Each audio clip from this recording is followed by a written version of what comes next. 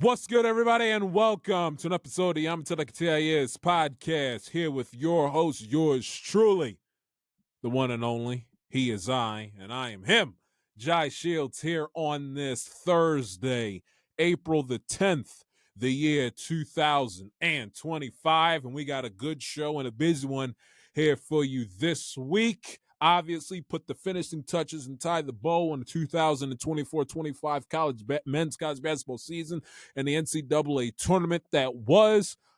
I was about to say Bengals force a habit. Now I'm thinking Bengals in April. Only me. No, it's not the Bengals that have me pissed off. It's these guys that have me pissed off. So I will sound off and eviscerate my pathetic and embarrassing, lifeless, and just grotesque and flagrantly inept Baltimore Orioles as the show progresses. Give you my 2 cents on some couple of other baseball things, the Pirates, and why Bob Nutting and that ownership group and their front office is an absolute utter embarrassing disgrace. Vlad Jr. got paid since the last time we talked. NBA's coming down the home stretch of their 24-25 regular season. 1 seed clinched by the Cavs, and some marquee games was played throughout the course of this week. I got I don't know if you can see it because it's a little cut off, but my 77 Luka Dončić Jordan hoodie on that I got for Christmas. So I feel, how apropos I wear that after the Luka homecoming to Dallas last night. Give him my 2 cents on that. And obviously the Masters, and I got it on in studio right now. It's a commercial break, so I do not know I know what's going on, but I can't give you a little bit of a update, even though this show obviously is pre-recorded, it's not live. I can't tell you what I'm looking at right now. I'm looking at a set of commercials, but I got the Masters on to the right of me. And obviously, with it being the first day of the Masters, I give you my preview, some storylines, and who I think is going to win, and also react to the action that I'm watching here in studio, come from the studios of WEAA 88.9 here in the 410 on what is indeed 410 day here in my beloved hometown of Baltimore, Maryland. So let's jump right into it. And by the way, the reason why there was no episode last week, I had already recorded it, stayed here the whole 3.5, 4 hours and got the show done. And then, I get the show done and I jet out of here and get ready to hop on the subway and come back home from the studio here in the city. And I got busy. Something happened Friday night. I got busy. It was the Orioles pissed me off. That was one thing. And I something else that distracted me. So I should have been editing that show that I recorded on Friday, and I never got around to it. And I said, well, let me do it Saturday. And then Saturday, I had a poor night of sleep on Friday, large part because of the Orioles, which I get in their disgusting series against the Kansas City Royals, I get to later on in the program. So I came home, got off work. Justin Rose, first place, 6 under par. Scotty Scheffler, defending champ, tied second place with Corey Connors with 4 under par for the tournament thus far. Those guys, or at least Scheffler, has completed his opening round action. He teed off relatively earlier this afternoon. Rory McIlroy tied for fourth place at the time of this recording, 3 under through his first 9 holes, the front 9 of his tournament. John Rahm, 2 over par, obviously Masters champion a few years ago. But anyway, so I got home, was dog-ass tired, took a nap, woke up at about 6:30, and then all of a sudden, the Final Four games were starting. It was like, well, why upload, previewing games that's already in action? So it's like, you know what? Fuck it. I didn't like the fact because, wasting my time and there's that and the other. But, I got NBA expired commentary. It's what I had to say then. It doesn't, that last Friday doesn't matter now. So I had that now. Orioles stuff I will rehash again, and with a little bit more of an angrier tone this time around, because again they've played some pathetic baseball to start the year, 5-8 through their first 13 games. I give my 2 cents on that. And what I did though is I edited the part where I spent about a half hour, a little bit more than that, discussing the recent NFL rules changes. So I edited that from my recording from last Friday and I uploaded that onto, obviously, the I'm Telling Catalia's podcast YouTube channel for you guys to watch. So just a little bit 35, a snippet of what I discussed regarding the National Football League and their recent rule changes. I did that, recorded that last week and uploaded that obviously earlier today, so I don't have to, talk NFL football for 45 minutes in the middle of April when I got golf, basketball, and baseball to discuss. And obviously, if you've seen on pinned atop of my Twitter account at the J Shield, and if you follow me on Instagram, it's on my Instagram story, and if you follow me on Threads, I posted it there too. I would love for this fucking microphone, this boom, what do they call it, the arm, whatever. I would love for it to just stay where it is, so the microphone's right there and I don't have to adjust it, I don't have to do nothing. I'm like Mike Francesa, back when they at the FAN Astoria days, adjusting my microphone every 5 seconds because it keeps on falling. And it's the WEAA for you. I'm just kidding. To use that as a segue is I don't know if you guys saw my social media accounts earlier this week that I was nominated, much to my surprise, on Tuesday as as a finalist, as a nominee for the 2024-25 Chesapeake Associated Press Broadcasters Award for Most Outstanding Sports Radio Feature. So I was nominated for that. Came to my surprise, one of the people that I report to here at the radio station, a co-host. A matter of fact, let me give her a shout out. Michael Hunter, who hosts a music show in the late morning around midday, who I've gotten to know fairly well since I started. When did I get here? This past August was when I got here, and she interviewed me, for one of the positions here at the station, all the way back in last June, as a matter of fact. So, and she texted me when I was on the subway ride back home, and she texted me, was like, "You were nominated, for the AP Chesapeake Award." I was like, "Are you kidding me?" Like, because when I first found out, I thought, you bull jiving me, you pulling my leg, ha ha, very funny, nice practical joke. And then she sends me the list, which I ended up obviously tweeting out on my social media accounts, and lo and behold, my name was right there, and it was one of the monologues I did for week 11 this past football season. And obviously my mind's furthest from football, in early April. So I'm sitting thinking to myself, like, what in the world could I have yelled about, screamed about, or spent 20-something minutes talking about NFL Week 11?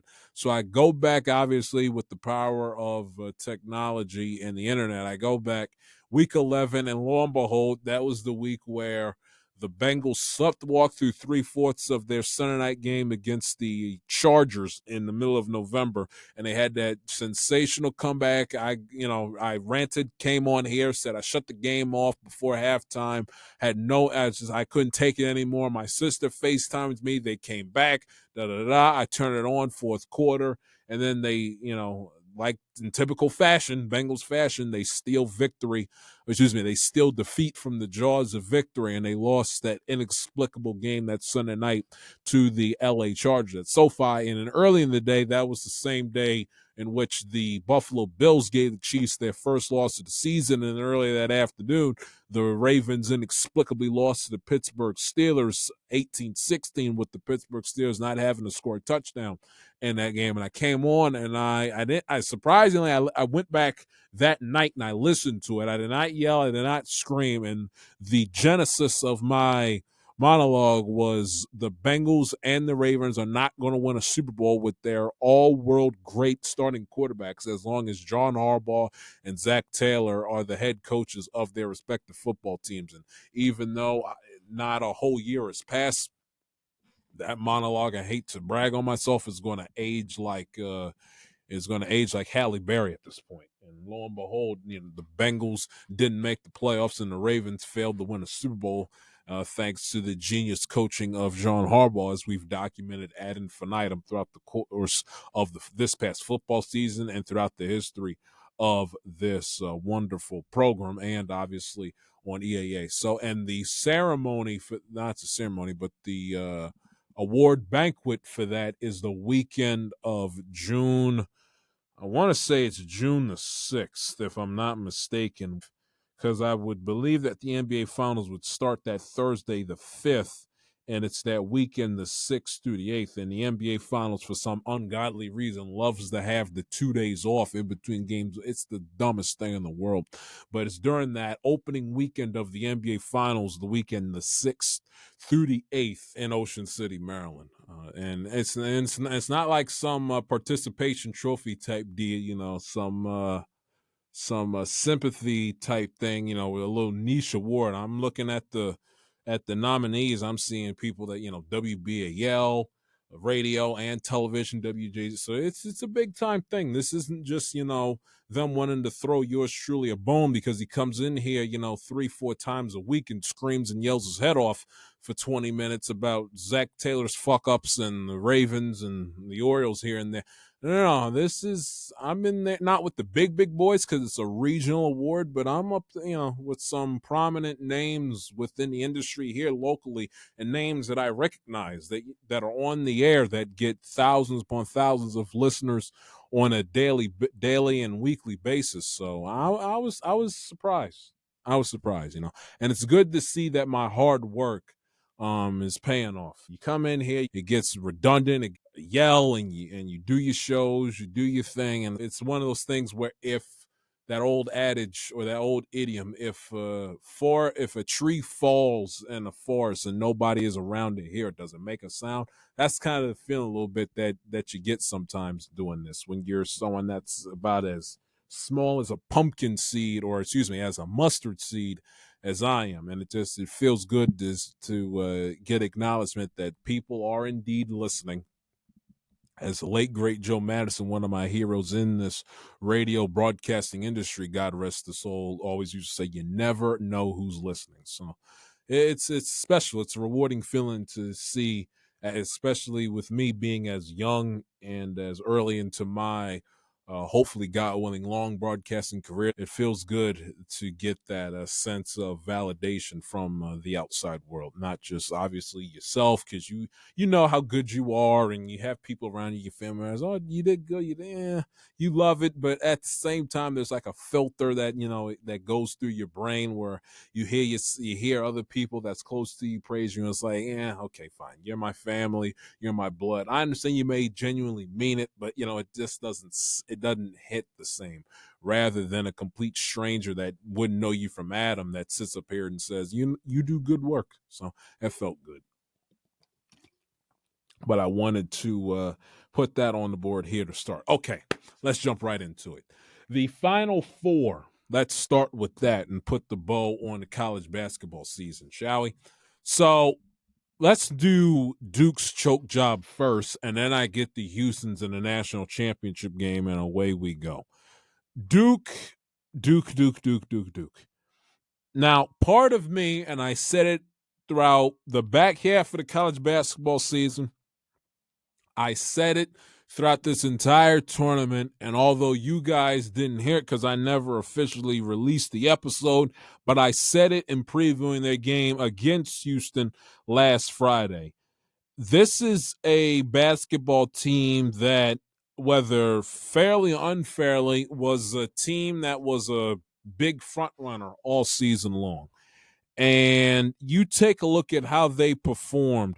Keep in mind, this was the only team in this tournament that had a higher field goal percentage, got to the line more frequently, more assists, fewer turnovers, more steals than their opponent, and lost. Teams had been 335-0 when doing that in the history of the NCAA tournament. And I had a feeling and I had a suspicion all tournament long, how good is Duke really? We saw how good Florida was. They took the back-to-back defending champs to the wire for the most part in their second round game. We saw Florida get tested in that gauntlet of an SEC that we saw all year long. In the SEC tournament, they played some white knucklers, and throughout their tournament run, they played some white knucklers against. They played white knucklers against Texas Tech. They played some white knucklers against, obviously, UConn. We saw and we knew how good Florida was. We saw them get battle tested repeatedly throughout the course of the season. We saw and we knew how good Auburn was, because Auburn had played their fair share of white knucklers throughout the course of not just the tournament, but their entire season beginning in the month of November. The same thing with Houston. We saw them play a white knuckler in the Sweet 16 against Purdue, among others. You take out all the teams that made the Final Four, and even teams that didn't make the Final Four that were expected to make the elite. We saw X amount of teams play some games that really went down to the wire and tested their mental and physical fortitude. All but Duke. And the caveat to that, as I said repeatedly, was they're a good team, but how really great are they? It's one thing to have a sequence of games and go on that tremendous historical winning streak as they went on, winning every game by average of 20, 25, 30 points a game. It's one thing to win like that. It's especially when we knew coming out of their ACC tournament play in the regular season, we knew how weak the ACC was. We knew that the ACC did not hold a candle in terms of competitive nature compared to the Big Ten and the SEC this year. So we knew that going in, and it's just something about that team that said, Cooper Flag is great, but it's like, what are we going to see from this team when they really get battle tested, when they go up against a team that's either A, as talented as they are, or B, as good as they are on paper, and when the ball is tipped once the game starts in a given tournament game with seasons and legacies on the line. And lo and behold, we discovered that answer on Saturday night. Duke had zero defensive rebounds in the last 3 minutes and 4 seconds. The Houston Cougars got all 4 of their misses in that time frame. That can't happen.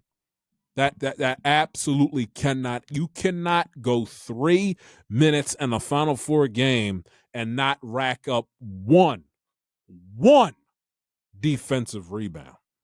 That's completely and utterly inexcusable. And lo and behold, I go back, do some homework, look at the tape, and you can clearly see. And in the small sample size of close games that Duke played, they came out on the losing end. I'm talking about their game against Kentucky. I'm talking about their game against Kansas.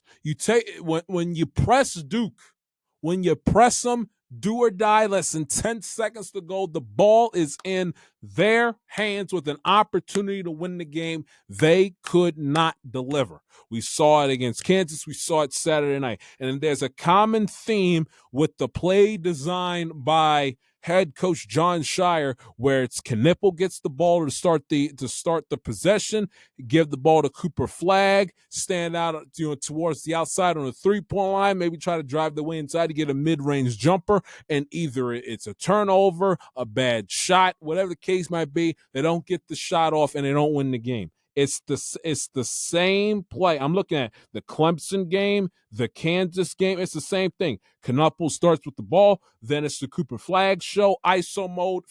The other 4 players on the court just get the hell out of his way. Is 1v1 with 4 other defenders that's just standing there available to help. And Cooper Flag dribbles off his foot, misses a bad shot. Ball knocks off gets deflected, stolen out of his hands, goes out of bounds. and Duke ends up losing the game. So this actually was a common theme for Duke throughout their entire season. And we kept on saying and asking, how good is this team really? How good is this team really? When you go and the small sample size of close games that they played, they weren't exactly known as one of the more clutch teams in crunch time in all of college basketball. And the chickens came home to roost on Saturday night. And that just cannot happen. Now, Cooper Flag got a good look. That's a high percentage shot that you take, but you got to be able to make that shot. And all the tweets going around, Cooper Flag is not clutch. Cooper Flag's not clutch. Hey, in that situation, Christian Laettner makes that shot. And Jon Scheyer, for as strong of a start to his young coaching career as he is on right now, I tell you something right now. Coach K finds a way to win that game on Saturday night. Coach K finds a way to win that game on Saturday night.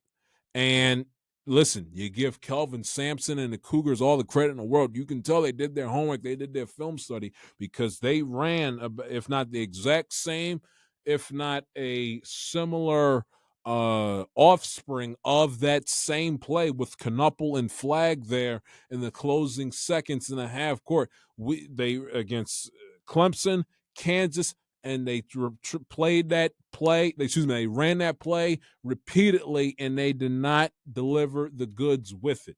And then they thought they could try to do it again, sideline out of bounds, coming out of the timeout. Houston did their homework. They stayed disciplined, no foul, tight D. Now, granted, Flag got the shot that he wanted, but was contested well off the front iron. Again, couldn't get the rebound. Houston got the ball, and that was the end of the game.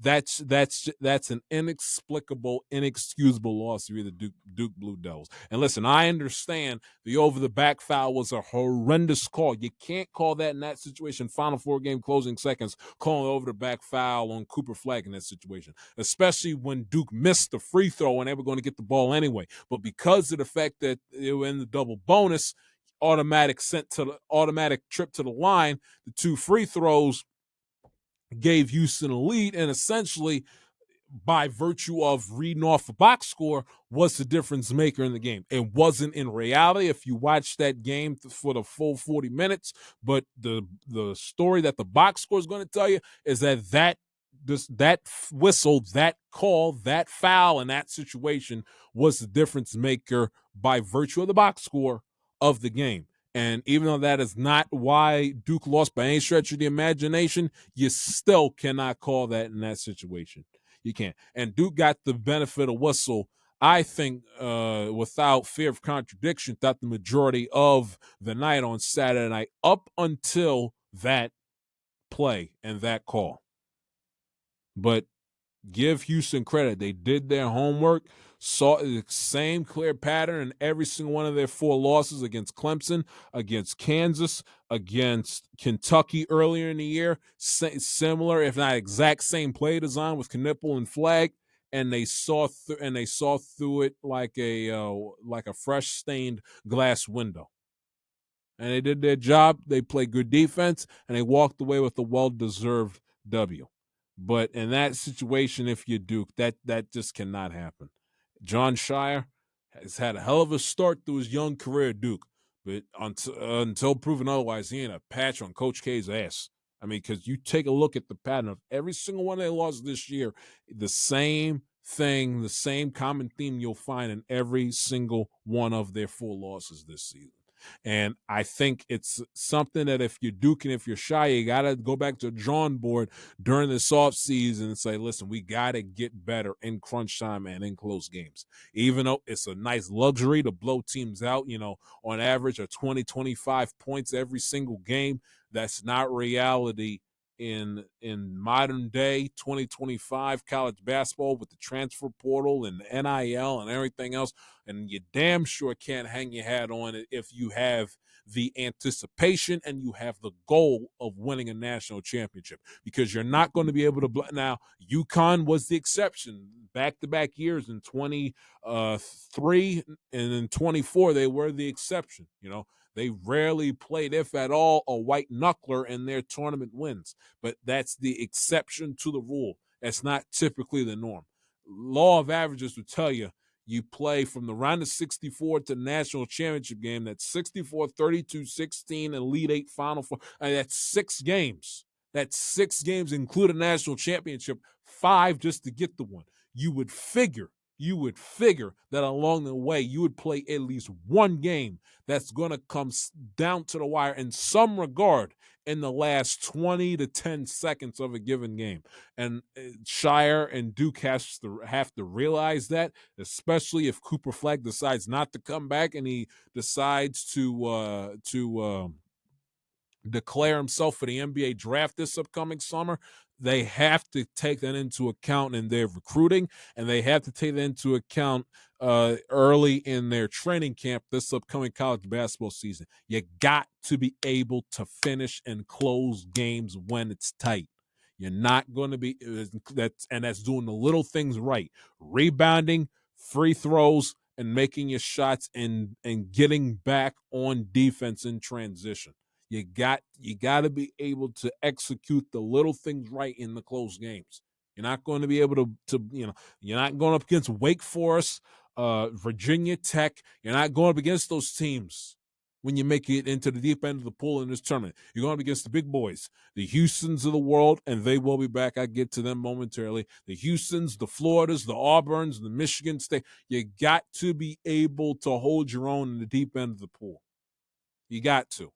That was a horrific coaching disaster class by Jon Scheyer, not just on Saturday night, but in the previous 3 losses for Duke all season long. Their lack of defensive rebounding was absolutely abysmal. And again, poor time to call that fouling situation, but that's not the reason why Duke lost that game. And Cooper Flagg, I mean, I won't be the one that'll hold up the big sign. Cooper Flagg is not clutch, but in the crunch time moments in the 4 losses this season, if it walks like a duck, quacks like a duck, it ain't a damn mongoose. So that's the first thing. And that's the Houston positive. The Houston negative is what came on Monday night. And if you're the Houston Cougars, by the way, one last thing regarding their win against Duke. Over the last 25 seasons, there have been 7,859 instances of a Division I team trailing by 5 points at halftime at least 5 times in a single season. Only one out of those aforementioned instances has come back to win every single one of those games. Houston Cougars after Saturday night was 5-0 in that given situation. Now to the negative. They were the first team in a history of NCAA Division I men's basketball tournament play to play over 40 games in a season and not suffer a defeat by more than 5 points. And they could not win the national championship game. They led for 38 minutes and 56 seconds and then win. The total amount of time Florida led in the game on Monday night, 1 minute and 4 seconds. 1 minute and 4 seconds. Now, you give Florida tremendous credit, okay, for Walter Clayton Jr. to have arguably his worst game of the tournament this season.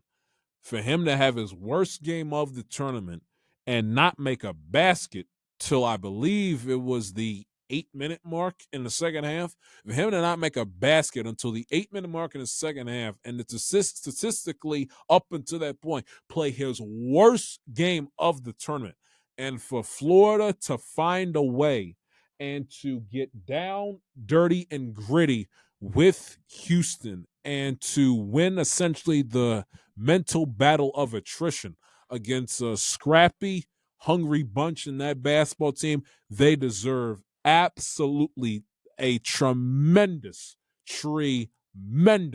amount of credit. And their defense against Houston, especially in the final 3 to 5 minutes of the second half, was absolutely remarkable. And you see, now I get to Houston's mistakes in a moment, but you saw defensively their game plan was wall up, Do not let Houston drive inside. Keep the dribbler on the outside of the perimeter for as long as humanly possible. If they want to take a three from the Final Four logo, so to hell be it. But we're going to make you hold on to the basketball and have you dribbling it for as long as possible. You're not getting inside. So don't even try. We're going to wall up, keep you on the outside, dare you to take as many threes as possible, have you dribbling the basketball till that shot clock gets to under 15, and then it gets to 10, and then once that shot clock gets to 10, you got exactly 5 seconds to make up what the fuck you're going to do with this possession. Otherwise, you're walking away with nothing. So they put on Florida, they put on a defensive masterclass in the final 3 minutes of that game on Monday night. And you saw the defensive shifts. Whoever had the basketball in their hand, you saw the defense. It was like windshield wipers moving in slow motion. If the dribbler for Houston was up the top of the key, you saw the majority of the defense shift to where the dribbler was at the top of the key. If they move over towards the elbow, on the outside, the defense shifted over there. If they were downtown straight away, top of the key, their defense sat there. They shifted over towards the elbow. That's where the other four, the guy that had him one-on-one, and the other 4 defenders shifted. I mean, they did not let any Houston offensive player out of their sight. Oh, Ludacris, when I move, you move, just like that. When I move, you move, just like that. Literally. And the defense shadowing them back like windshield wipers in slow motion, shadowing them. Your hands up, spread your hands, slide your feet back to the baseline, arms out, ready to slide, ready to defend. I mean, just championship elite defense down the stretch. It was a magnificent defensive masterclass on the part of the Florida Gators. Magnificent. I mean, you're going to shoot a three. Either get the best look you can from the outside, because you're not driving inside. Because especially when that you saw more time was ticking, and you saw that Houston lead get shorter and smaller, you knew that Houston needed a bucket by any means necessary. And Florida had the mindset, listen, we can't let them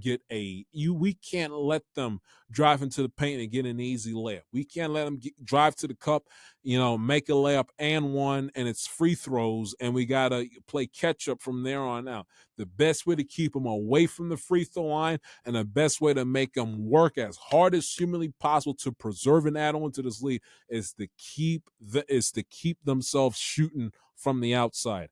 And Houston was not just bad shooting on the outside. Now both teams were, in all due fairness, but they were absolutely atrocious shooting the three. 6 of 25 from three. They made 24% of their 3-point shots. And that was their game plan. The more threes we make you take, the better, because you did a piss poor job of making them all night, and the chances are you're not all of a sudden going to catch fire in the last 80 seconds of a national championship game in which we've held you intact offensively and had you relatively in the 50s throughout the majority of the night. So give Florida and Todd Golden tremendous credit for playing excellent championship defense down the stretch. Now on the flip side with Houston, that was a horrific offensive performance. And for them to hold Florida, and we talked about all season long how great Florida's offense was, not just throughout the term, but throughout their entire season. I mean, you take a look at their point totals throughout the course of the season: 98, 81, 86, 87, 84, 93, 75, 88, 100 points, 83 points, 82 points, 86 points, 90, 81, 88 points, 99 points, 90 points, 95 points, 104 they scored against Alabama in the second round. 86, in the second round of the SEC tournament, I apologize. 104, 86, 95, 77, 87, 84, 79, 65. I mean, that was, what was that? That 65 points, that's their season low. because no, I apologize. 44 was their season low on February the 1st against Tennessee. For them to hold Florida to their second lowest point total of the season and lose that if you're a Houston fan, if you're Jim Nantz, you haven't stopped crying and vomiting since I haven't heard any sound from him today, the first day at Augusta.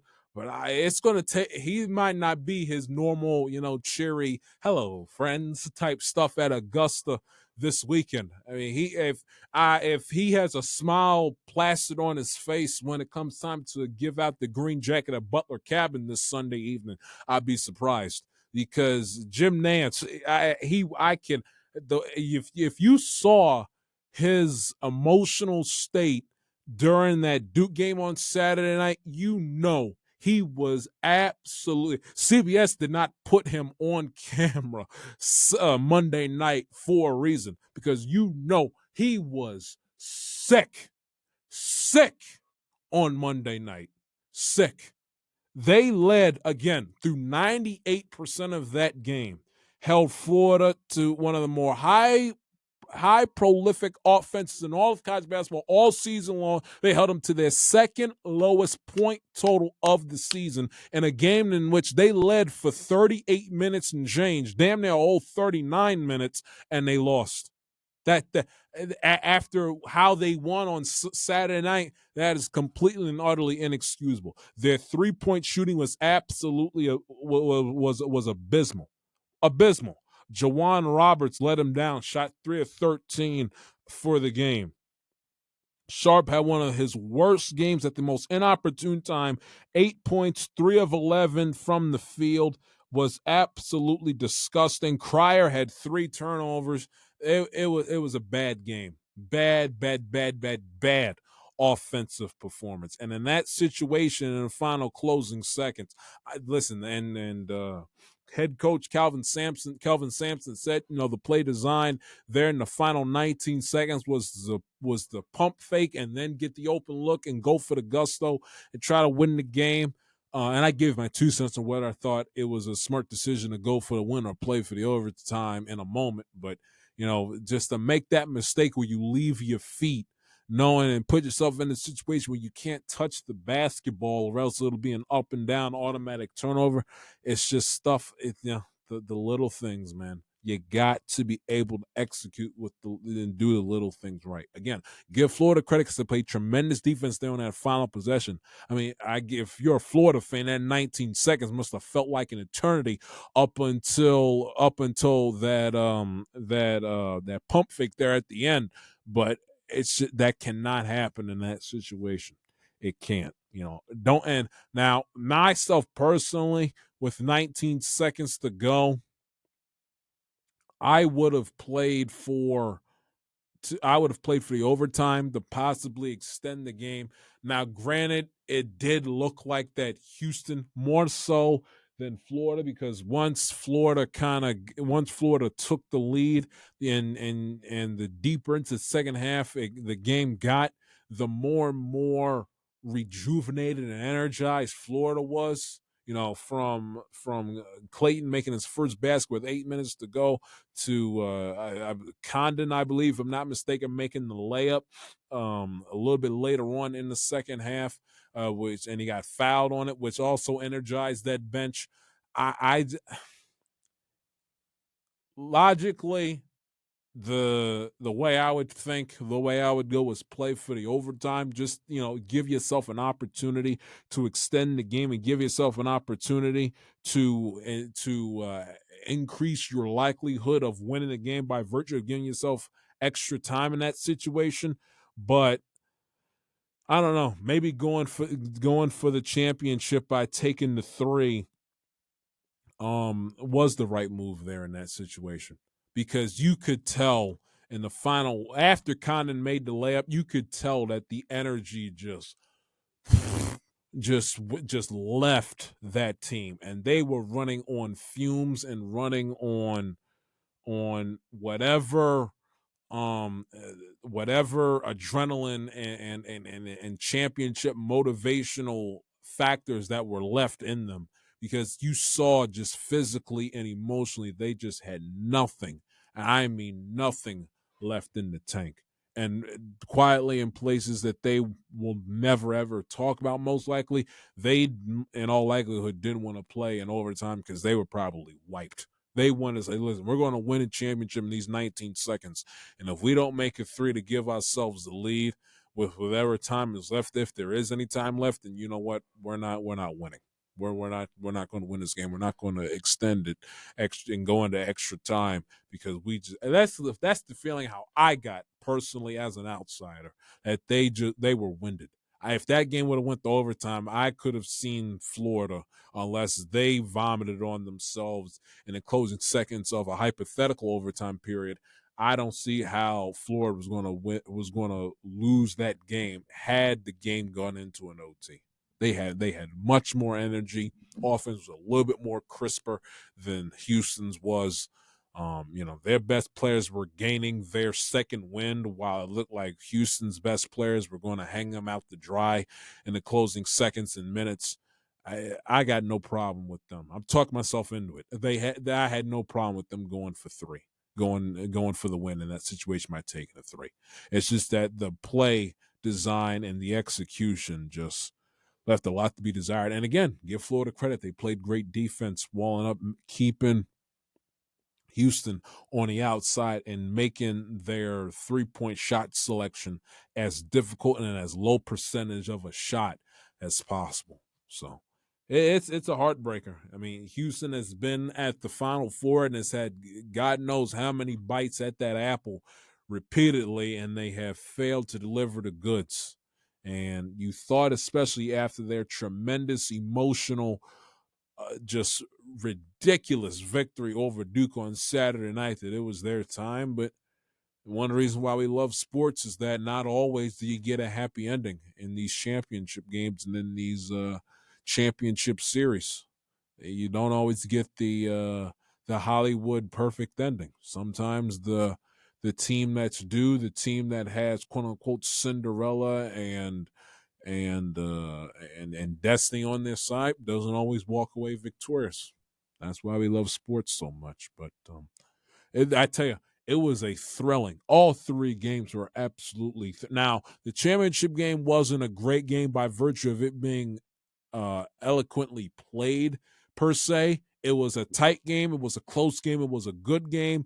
It did get choppy. I don't understand how the officials, they let them play through the first 20 minutes and then they call every single foul under the sun in the second half, which absolutely tanked and ruined the rhythm and flow and momentum of the game in the second half.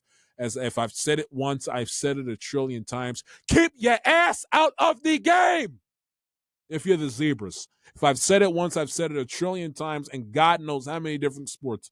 Baseball, college and NFL football, the NBA, college basketball. It's enough. I can't. It's again, the main character syndrome with the Zebras. It is so toxic at this point. It's beyond indefensible.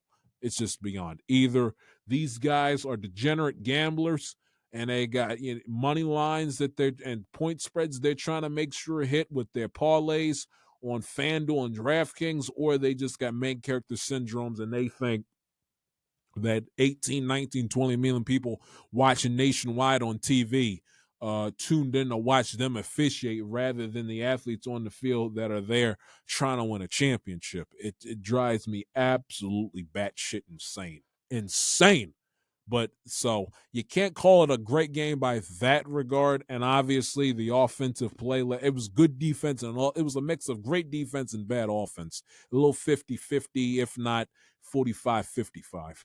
But but all in all, the Final Four from that Saturday evening with Auburn and Florida to the championship game on Monday night, all in all, it was a sensational Final Four. And in a lot of people's eyes, one of the greatest Final Fours, including the championship game. It was the greatest weekend of Final Four national championship college basketball that we've had in a long time. And there's a debate that I have had stirring in my head since the 2 games on Saturday and even since the game on Monday, and I'll regurgitate it here on the show. Would you trade whether you're a diehard college basketball fan that's there for the non-tournament, for the non-conference, invitational tournament play in November, all the way through the championship game, whether you're diehard in that regard, or a semi-casual college basketball fan that only watches the tournament, or the casual basketball fan that kind of piques their interest in February around the time of the Super Bowl and then rides that momentumous wave from there all the way to the net. Whatever type, if you watch college basketball in some shape, way, or form, would you rather have a great tournament from the round of 64 through the Elite Eight and basically take your chances with having one, if not all three of your Final Four / national championship games be a complete dud? Or would you rather have a ho-hum, underwhelming, if not all in all bad tournament from round 64 through Elite Eight and have an all-time classic, memorable Final Four national championship in that weekend in April? So would you rather have the March Madness in March, or would you rather have the madness hold off until early April is the question that I'm asking, essentially. Would you, if you could guarantee it, would you rather have a great tournament and a ho-hum, if not all in all, straight up lousy Final Four weekend through championship game, or would you rather have a ho-hum, lousy tournament and have all-time classics that Saturday and national championship game that Monday night? I don't know. There's something to have the great, because the tournament, it's about all the games on at one time.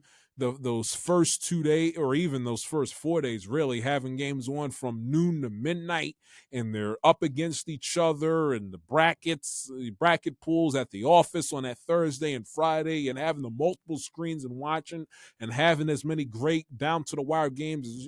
There's a novelty to that. But then it's also, there's nothing like having the best and most important games of your season be the best ones in terms of competition level.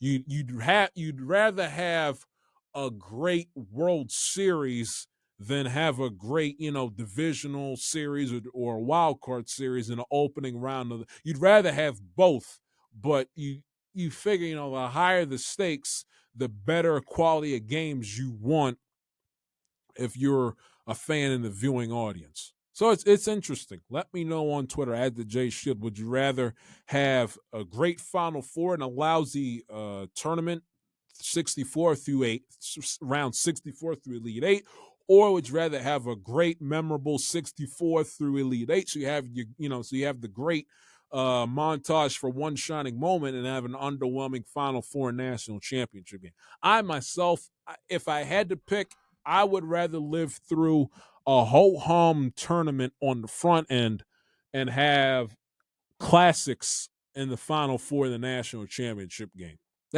I would rather eat the pain now for the great payoff later than have the immediate gratification on the front end and then be a disgruntled curmudgeon on the back end when the games mean the most at the Final Four in the national championship game. And you guys know how much I cannot stand it when you're in championship settings, whether it's conference championship Sunday in the NFL, obviously the semifinal games in college football, and of course the national championship game, the AL and NLCS in baseball. I cannot stand it when you get to that Final Four, that semifinal, that championship series, that championship game, and then also the grand championship game in the Super Bowl, World Series, national championship. I can't stand it.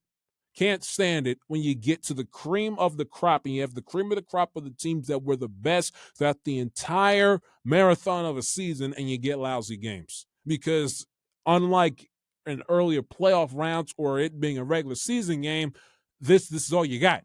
You only got two in college basketball and college football, the two in the NFL championships.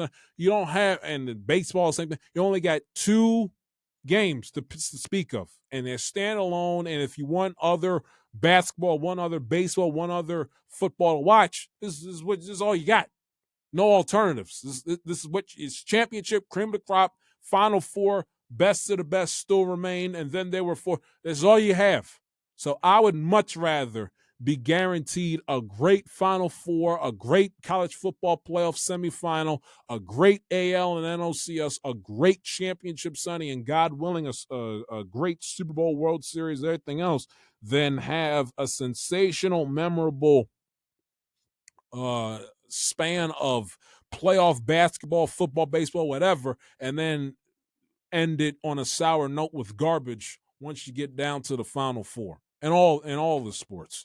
So if I had to pick, I would rather pick that, because this championship, I want the best of the. I want to be able to be standing there, not have a rooting interest, know that championship's on the line, and be standing up 5 feet in front of my television with my heart beating through my chest, as what occurred for me personally watching those games on Saturday and watching the game on Monday night. I didn't have a rooting interest whatsoever in Houston and Florida on Monday night, and my heart was boom, boom, boom, boom, boom, boom, boom. Like it was the 2021 or 22 AFC Championship game with my Bengals. That's how I like to watch my sports. There's nothing worse, championship environment and getting put to sleep because the games are lousy. I can't stand it. Drives me insane. Walter Clayton Jr., first player with back-to-back 30-point games in the Elite Eight or later of a single NCAA tournament since Larry Bird of 1970. He named, obviously, most outstanding player. 134 points, 42 free throws made, 23s made, 20 assists, 3 blocks, 6 wins. In the last 20 years, only 2 other D1 players have hit all those marks in any 6-game span in the tournament, first since Dame Dollar and obviously Steph Curry to accomplish such a feat. And it was the first championship game on Monday night in which nobody scored 20 points and nobody grabbed 10 rebounds since Villanova's 66-64 win over Georgetown 40 years ago in the 85 national championship game. By the way, the last game before the NCAA instituted the shot clock. Now, we go from that to my Baltimore Orioles. But before I do, because I had something. Oh, by the way, Houston. Final 8-17 against Duke. 21-8 run, 8 second chance points, 9-10 from the free throw line, 3 steals. Duke made 1 shot in that time frame, had a 97.1% chance to win at the 2:30 mark in the second half. So, chew on that, if you will. Now, to my Baltimore Orioles.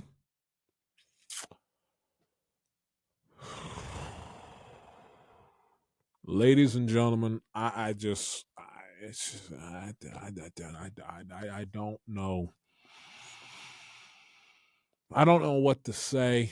I don't know what to do. Rory, by the way, threw 12 holes. 4th place, 3 under par. Had a nice shot there on the green on 13. I don't know what to say. I don't know what to do. I feel like I am about to go batshit crazy. Because, ladies and gentlemen, the Baltimore Orioles are 5-8 through their first 13 games and through their relatively first 2 weeks of the 2025 MLB season. Might as well say 2024, because outside of no Corbin Burns, no Anthony Santander, it's the same fucking slop, garbage, and nonsense that I sat through the back half of last year's disgusting, decrepit, inept, egregious, flagrantly disgusting season. Might as well have said 2024. You call that, ladies and gentlemen, a Freudian slip for those of y'all got your thesauruses out. watching this program. Because this baseball team is about to make me lose it as I shake my camera by accident. They're about to make me lose my ever-loving mind because they just got finished going on the road for 6 games. You know what the Orioles' record was in those 6 games on the road? 2-4. You know what their record is since their home opener win against the Red Sox last Monday? 2-6. They are 2-6 in their last 8 games. 2-6 in their last 8. They have not won a series yet. They haven't won a series yet.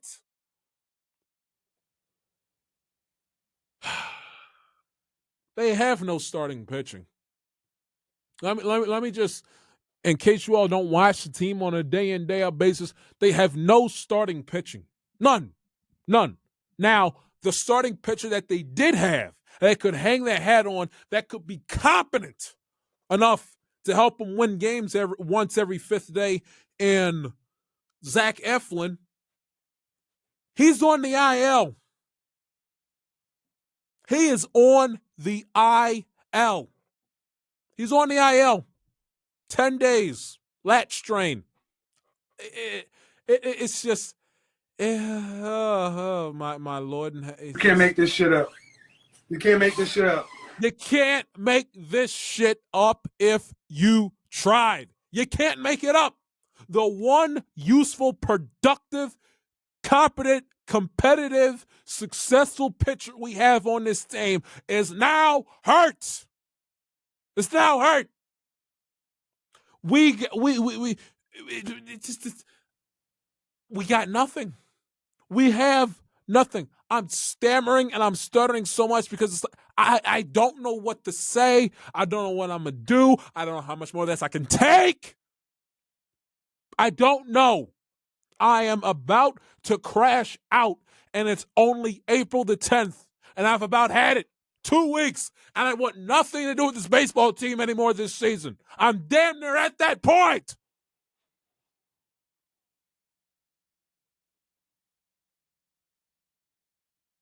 They have only one active starter with an ERA below 6.10.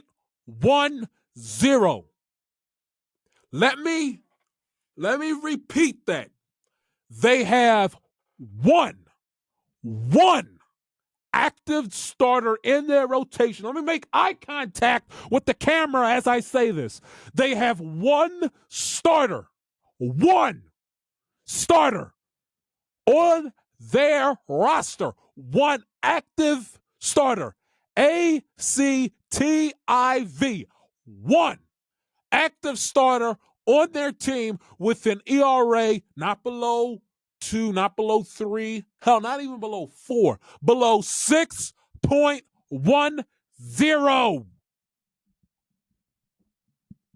6.10.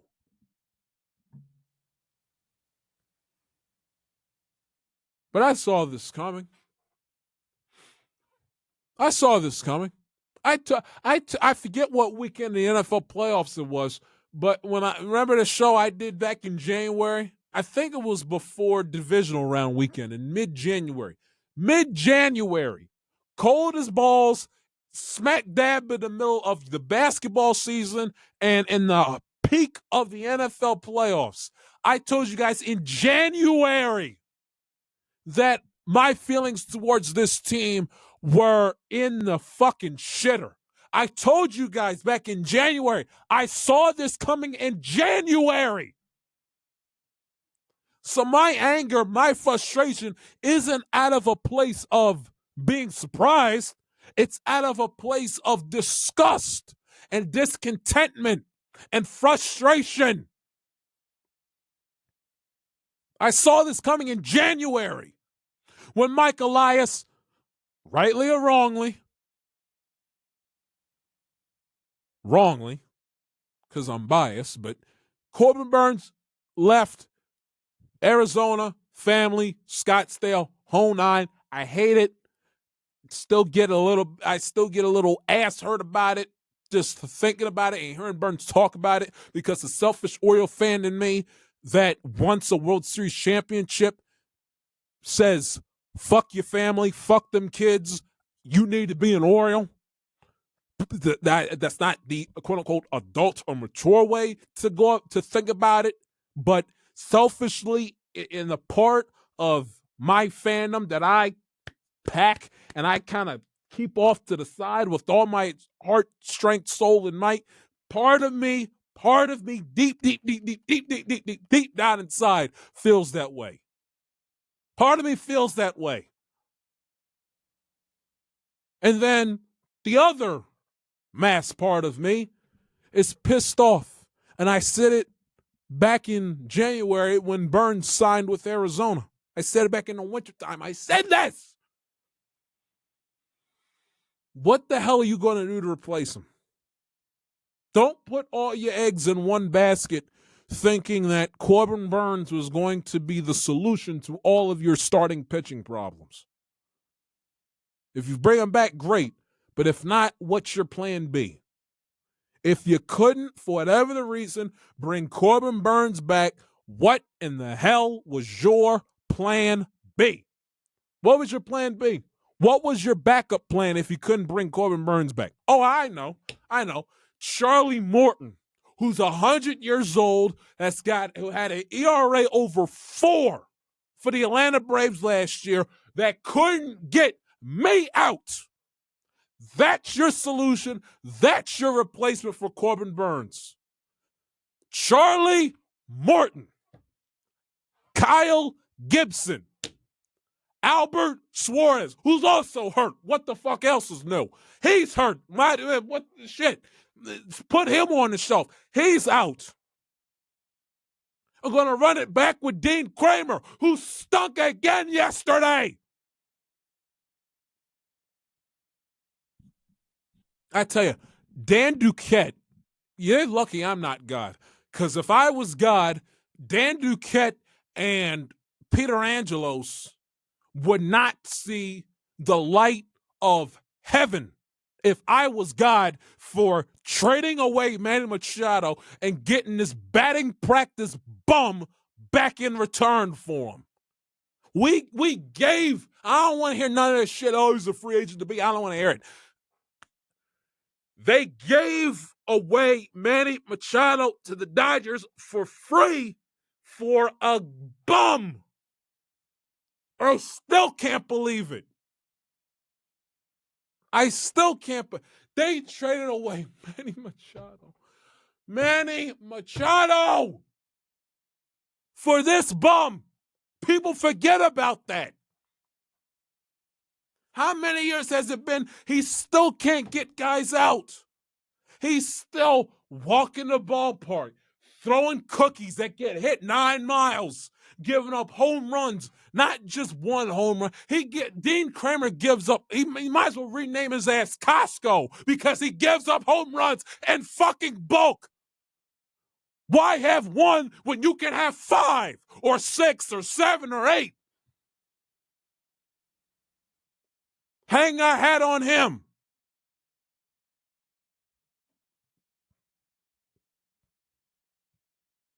To say I'm disgusted with this team would be the understatement of the year.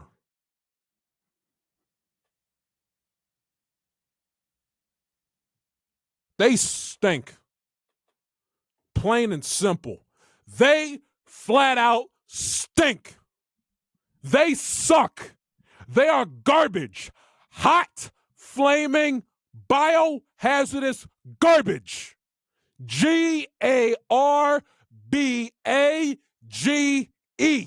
Hot garbage. They stink so badly, they offend Baltimore City sanitation workers. They suck so bad.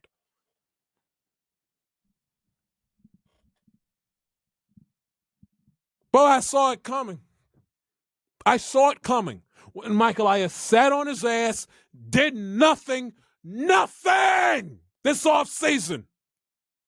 Brought back 2 old-ass geezers and shipped one in from Japan before Trump put the tariffs in, who's 35 years of fucking age.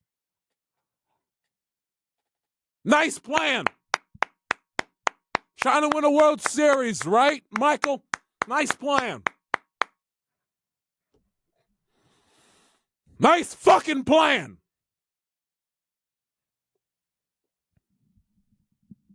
But then you said, all right, starting pitching, it is what it is. No Burns, it sucks. Rotation, the AARP rotation, fine. Saving grace for this team that should by themselves win them anywhere from 85 to 92 games of God bless us. Saving grace would be the offense in the lineup, 1 through 9.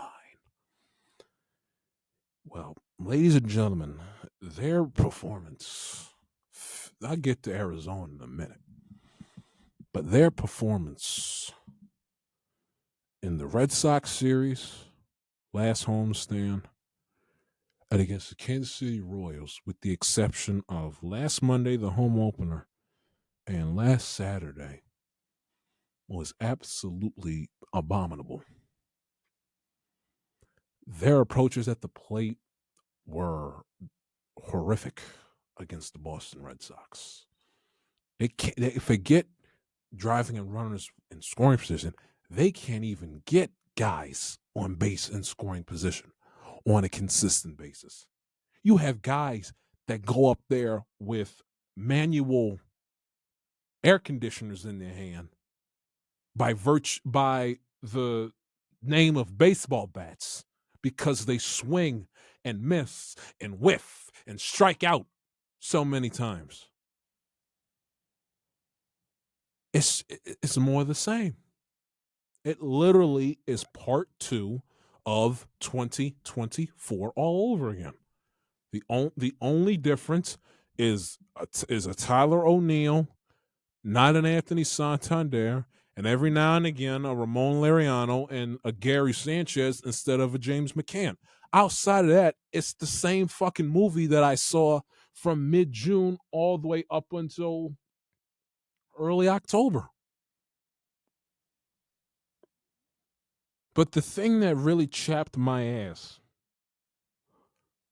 was on last Friday night.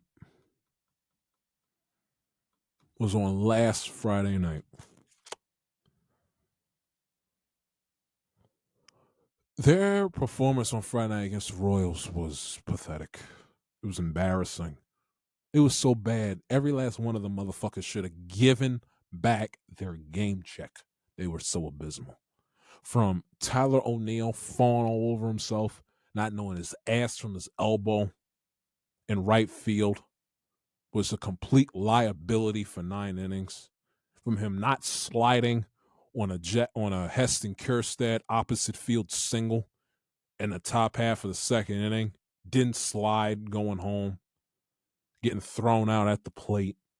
I mean, this is shit that would get you booted off the field in a Little League game.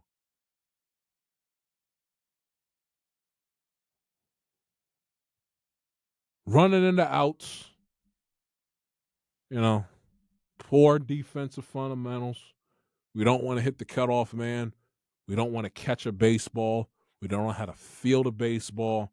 In Arizona, Cedric Mullins is trying to field a routine single, and Ryan O'Hearn gets in his way and messes up his rhythmic flow of him fielding the ball in center field. Leads to an advancement of an extra base. It's just like they can't. Not only do they not do the big things right, they can't even do the little things right. It's like, and you watch the team, and it's like, you say to yourself, damn, do y'all do anything right? Anything! You can't field, you can't catch, you can't run the bases properly. What exactly do you do right besides piss me off?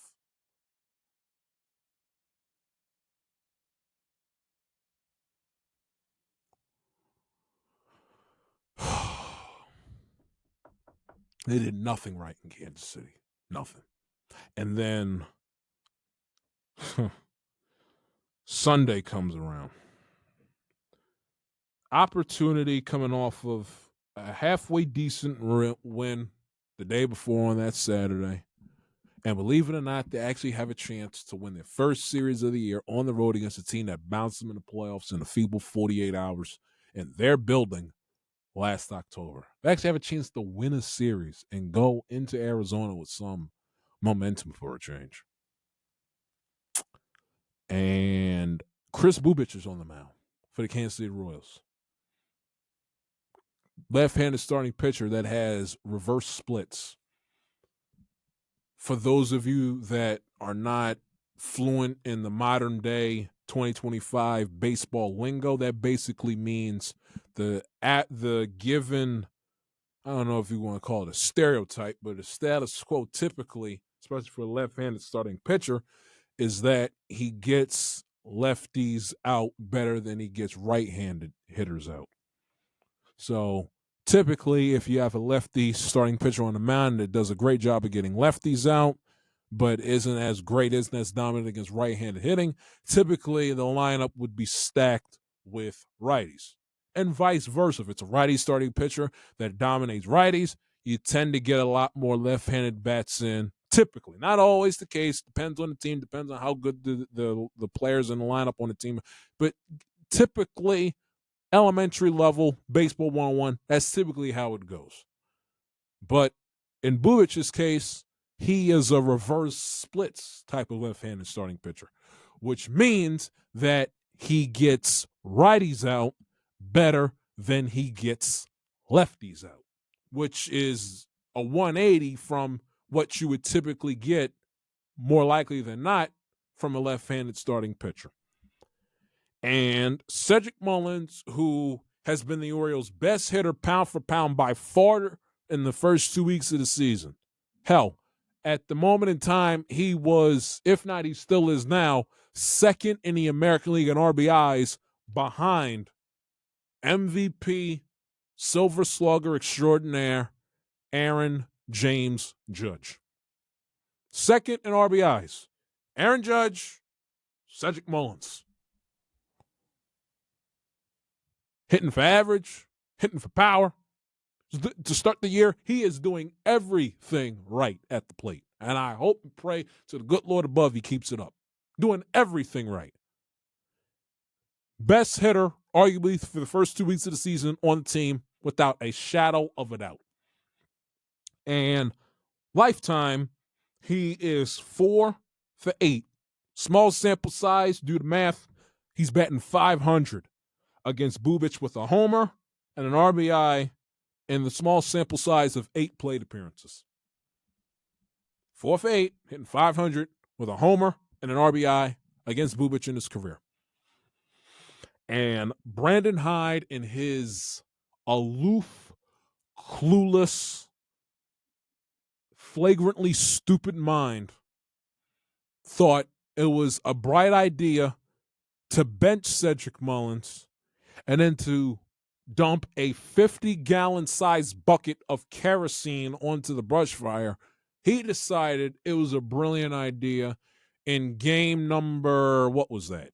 4, 3, 7, 8, 9. In game 10 of the season, with an opportunity to win a series against a team that bounced from the playoffs the year before, he thought it was a bright idea, ladies and gentlemen, to put Jorge Mateo in center field. Jorge Mateo is not an outfielder.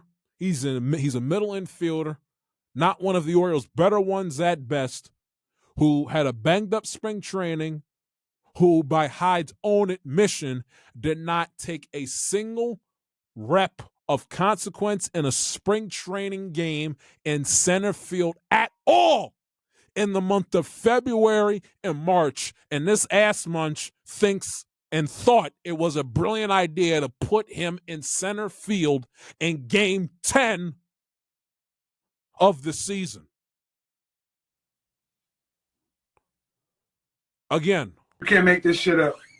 You can't make this shit up.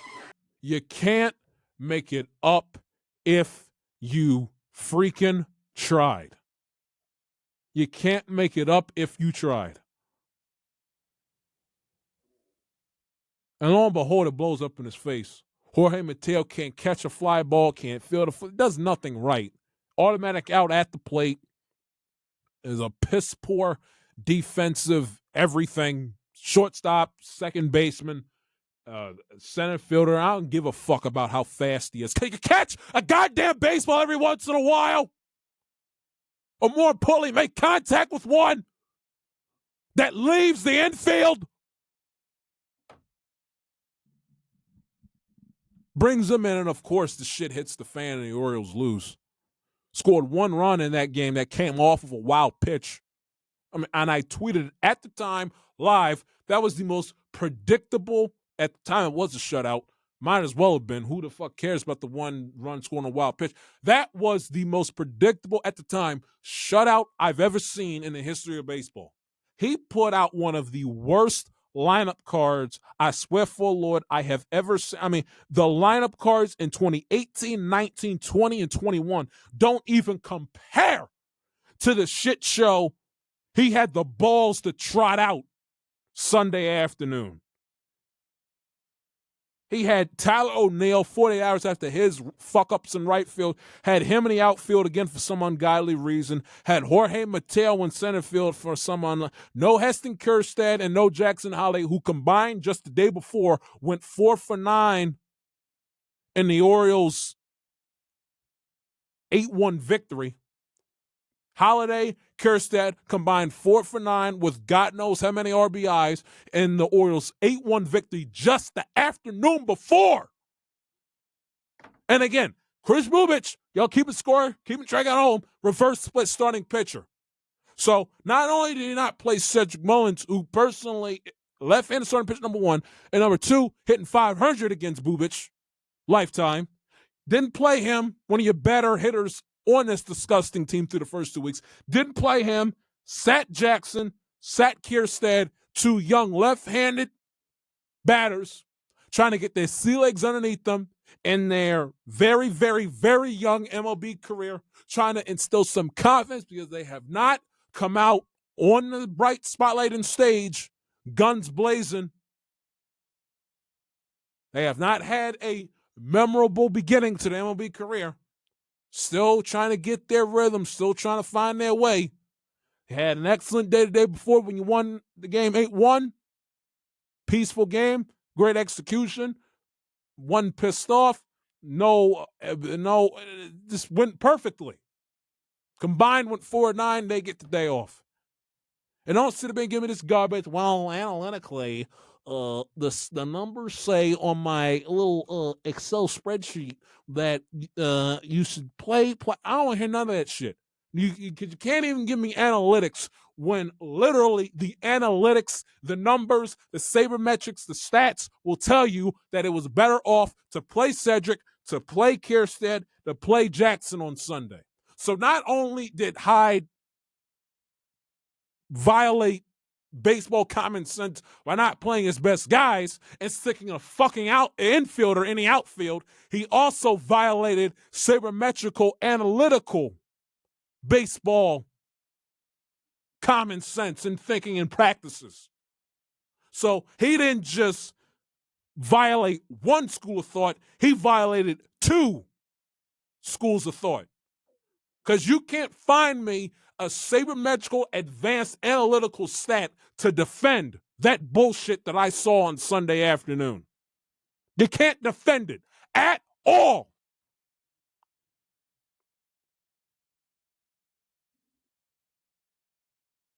He's a clown. A professional, clueless, stupid-ass clown. And the Orioles, in their 102 games since June 20th of last year, they are 47-55.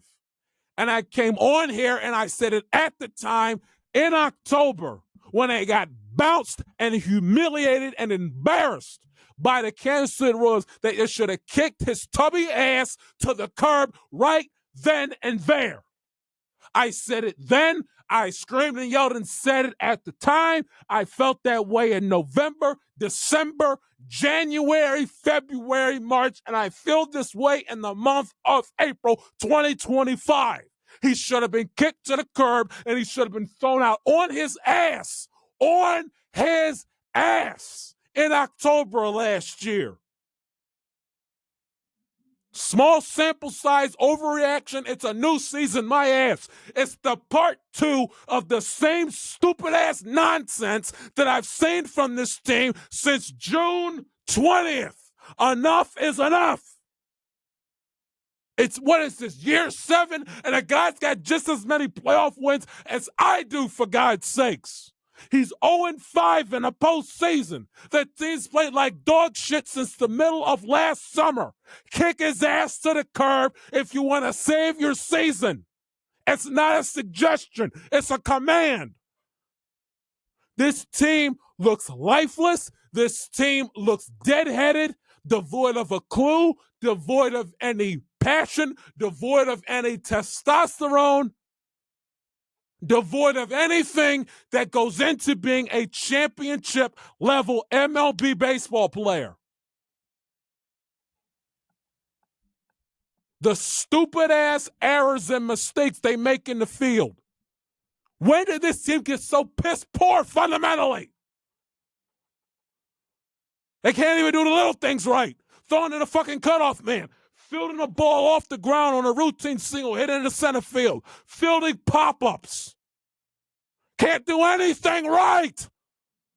Coaching. How many damn times I tell you guys, coaching matters. And if you think it doesn't, kiss my ass and go somewhere else with that shit. You're damn right it fucking matters. Does this look like a greatly coached baseball team to you? When do they become so piss poor at the fundamentals?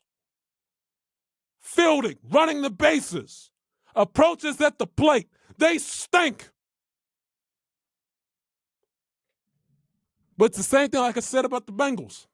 Same thing I said about the Bengals. Now, the GM malpractice has risen to the surface.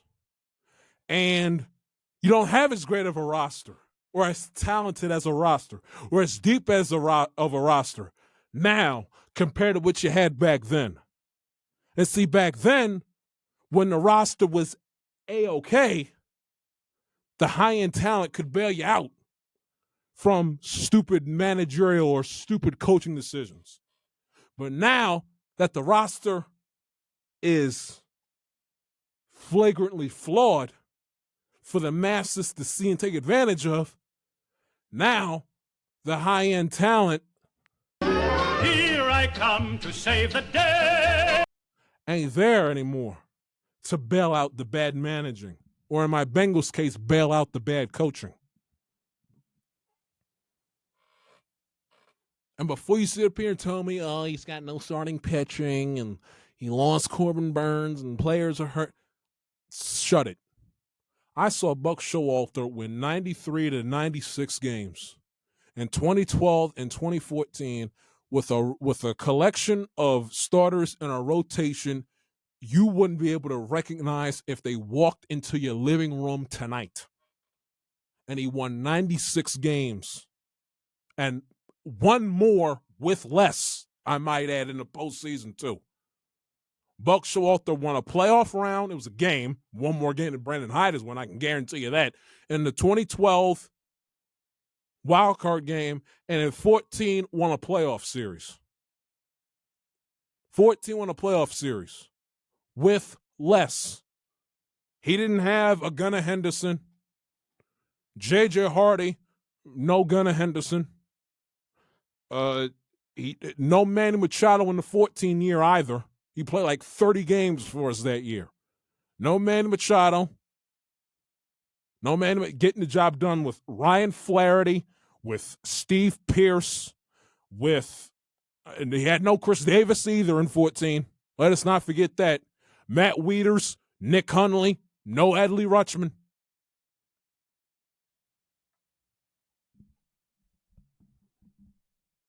Did more, won more, and accomplished more with less. So save me the excuses, you Brandon Hyde Glazers and defenders and apologists out there. Spare me, because I am not that young where I cannot remember Buck Showalter winning more in the regular season and, more importantly, winning more in October with less, whether it be less because of Angelo's ownership or less in terms of roster evaluation 1 through 25. Talent, accomplishments previously, everything else. He's won more and accomplished more in his Oriole managerial career than Brandon Hyde has.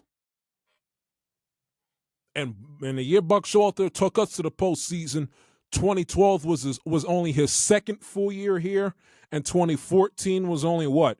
His fourth full year here. We're into year 5, 6, and 7, and Brandon Hyde is still scratching his ass, scratching his big bald egg head of his, searching for answers.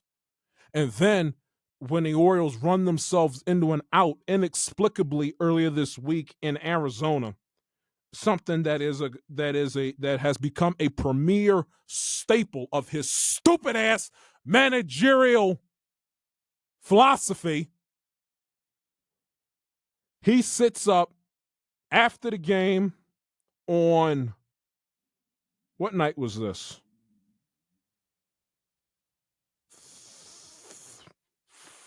Tuesday night, and has the temerity, the audacity, the chutzpah, the unmitigated gall, when Jorge Mateo, boy genius, boy wonder, gifted, and I mean gifted, and out to the Arizona Diamondbacks.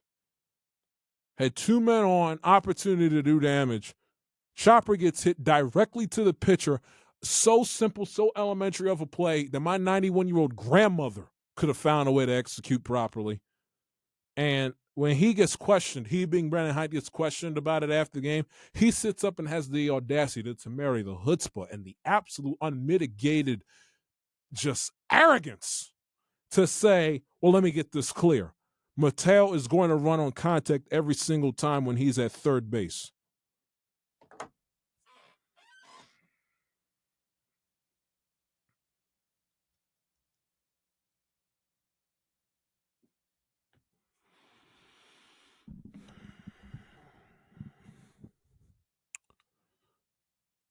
Your offense has been like this through the first 2 weeks of the season. And when they hit this, their play goes into the depths of hell. They play so bad. And I'm not just talking about the inability to hit home runs and getting hits with runners. I'm talking about just the team's inability just to get on base and to work the opposing pitcher's pitch count. They're so bad. So when base runners come at a premium, it would be wise for you, when you do get guys in Oriole uniform on base, wouldn't it be advantageous to not be over the top aggressive and borderline reckless with your game plan on the basis? Wouldn't you want to keep yourself and keep your team out of as many opportunities as humanly possible to potentially give away outs on the bases? This is what people that actually have a high baseball IQ, that know the game backwards and forwards, and people that have a brain and think like a champion. Honestly, he won a World Series championship, the Cubs. Who gives a fuck? He was a fucking water boy, bench coach, whatever the fuck he was. They won that championship because of Ben Zobrist, Rizzo, Joe Madden. It had shit to do, and a rain delay and a Jason Hayward speech. It ain't had shit to do with that championship. None. He had as much to do with the Cubs winning that championship as fucking Steve Bartman. Give me a break. But wouldn't you think it'd just be better just for you not to avoid any situation, avoid any scenario where you can potentially give away outs, especially when you know that your team has not hit well consistently to start the year? You go back and you watch that play. There is no logical, reasonable, intelligent explanation on God's green earth as to why Jorge Mateo, with less than 2 outs in the inning, should have had any business running on contact on a routine ground ball hit directly 60 feet and 6 inches in front of home plate to the pitcher. And he's running on contact. Listen, if it's a little league and these guys aren't professionals and the ball gets in their hands, depending on who the kid is, they get nervous, they panic, they freeze, they throw the baseball 20 feet over the catchers. If it's little league, I don't agree with it. I think it's still a stupid play and it's a stupid line of decision making. But if it's little league, I understand. I understand because there's a rawness to the players on the field where even the routine plays, if you've watched the 8U or 12U or 10U little league game, you know that the routine plays you count on being made when you watch D1 college ball, minor league ball, and MLB ball don't necessarily translate, to your neighbor's son and his little league doubleheaders on Saturday afternoons. It was a little league game. I wouldn't like it, but I could understand where you're coming from. Plus, get them running the bases, get them out there and moving everything else, keeping themselves in. I get that. But this is fucking Major League Baseball. This is the creme de la creme of professional baseball, not just in the United States of America, in the entire world.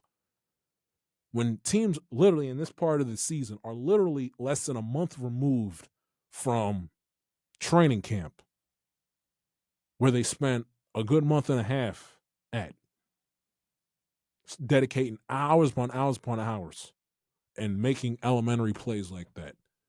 If a pitcher, I don't give a shit if you're Garrett Cole or if you're Clay Holmes. If you're a pitcher in Major League Baseball and you can't execute a routine, literally,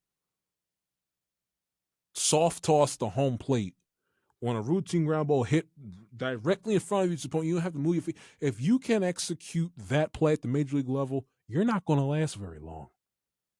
The chances of a pitcher making a bad throw in that situation on a play so non-threatening and so routine is like slim to none in that situation. And at the end of the day, it's a shorter distance from from the pitcher's mound to home plate than it is from third base to home plate. Third base, home plate is 90 feet. Pitcher's mound to home plate is 60 feet, 6 inches. That's a whole 30 feet by second. No math major, but you get what I'm trying to say. Nearly half of the time it takes from a ball moving from from the pitcher's mound to home plate than a human being standing at third base, full on sprinting from third base down the line to home plate. And he had the nerve to sit there and say, well, he's always going. Even if the ball is hit directly in front of his fucking face. Because what the fuck? Pitchers are going on the shelf left and right. We can't hit. We haven't won a series. We're losing games hand over fist. What the hell? Might as well just give away free outs. It's like the Oprah Winfrey show. You get it out. You get it out. You get it out. You get it out. You get a win. You get a win. Everybody gets a win. Everybody gets a win and an out. Welcome to Brandon Hyde Baseball 2025. As useless as it gets with this manager. What the fuck's giving away outs? We can't hit worth a damn consistently. You want an out, Diamondbacks? You're in a straitjacket and it's about to get out of control. Here's a nice care package. Compliments of Brandon Hyde, baseball's bald idiot. He gave that response with a straight fucking face. Say it again. I don't think he heard you. You're damn right he's shit. Bullshit, chicken shit, horse shit, pick one. All of the above applies.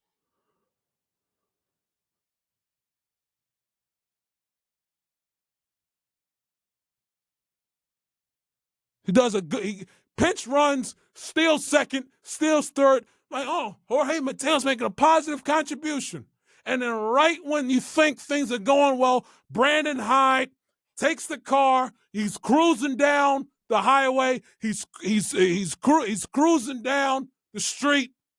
He takes the car, and instead of keeping straight so he can pull up to the Sagamore Benchy Hotel, he makes a wide left and drives the car into the fucking Inner Harbor. And I don't blame Mateo on that. That's been Brandon Hyde's MO for years. You can go back, listen to shows last year, 23 and 2022, and he was doing this same insane monkey shit. And I was sick of it then. There is no benefit to running on contact with less than 2 outs when the ball is hit to the left side of the infield. What are you gaining out of that besides running yourselves out of innings and leaving runs on the table? You gain nothing out of doing that. Stop doing it. Get off your high horse, get off your soapbox, you arrogant stooge, and stop doing it. When you're Earl Weaver or Joe Adabelli or Buck Showalter, for that matter, wake me up. Because you're not a patch on any one of those guys' ass. You're a loser.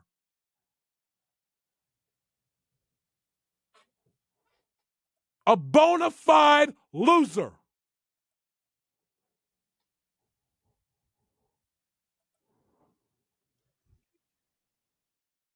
I don't think they heard you, Mr. Shine. What are the Baltimore Orioles?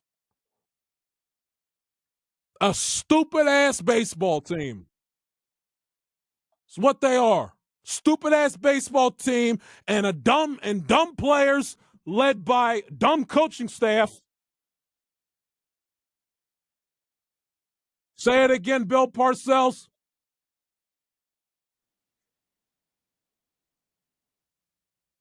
And when dumb players are led by dumb coaches, you're royally fucked.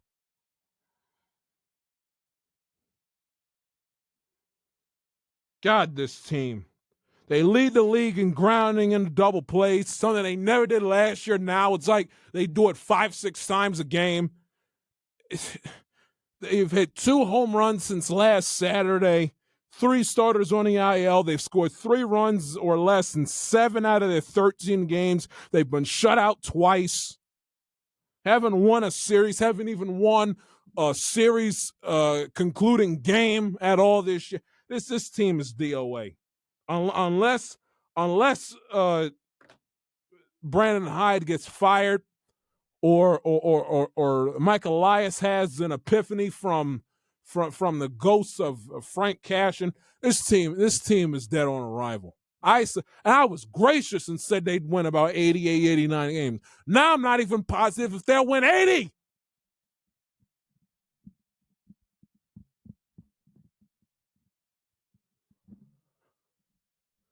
And I tell you this, in the words of Don Rickles,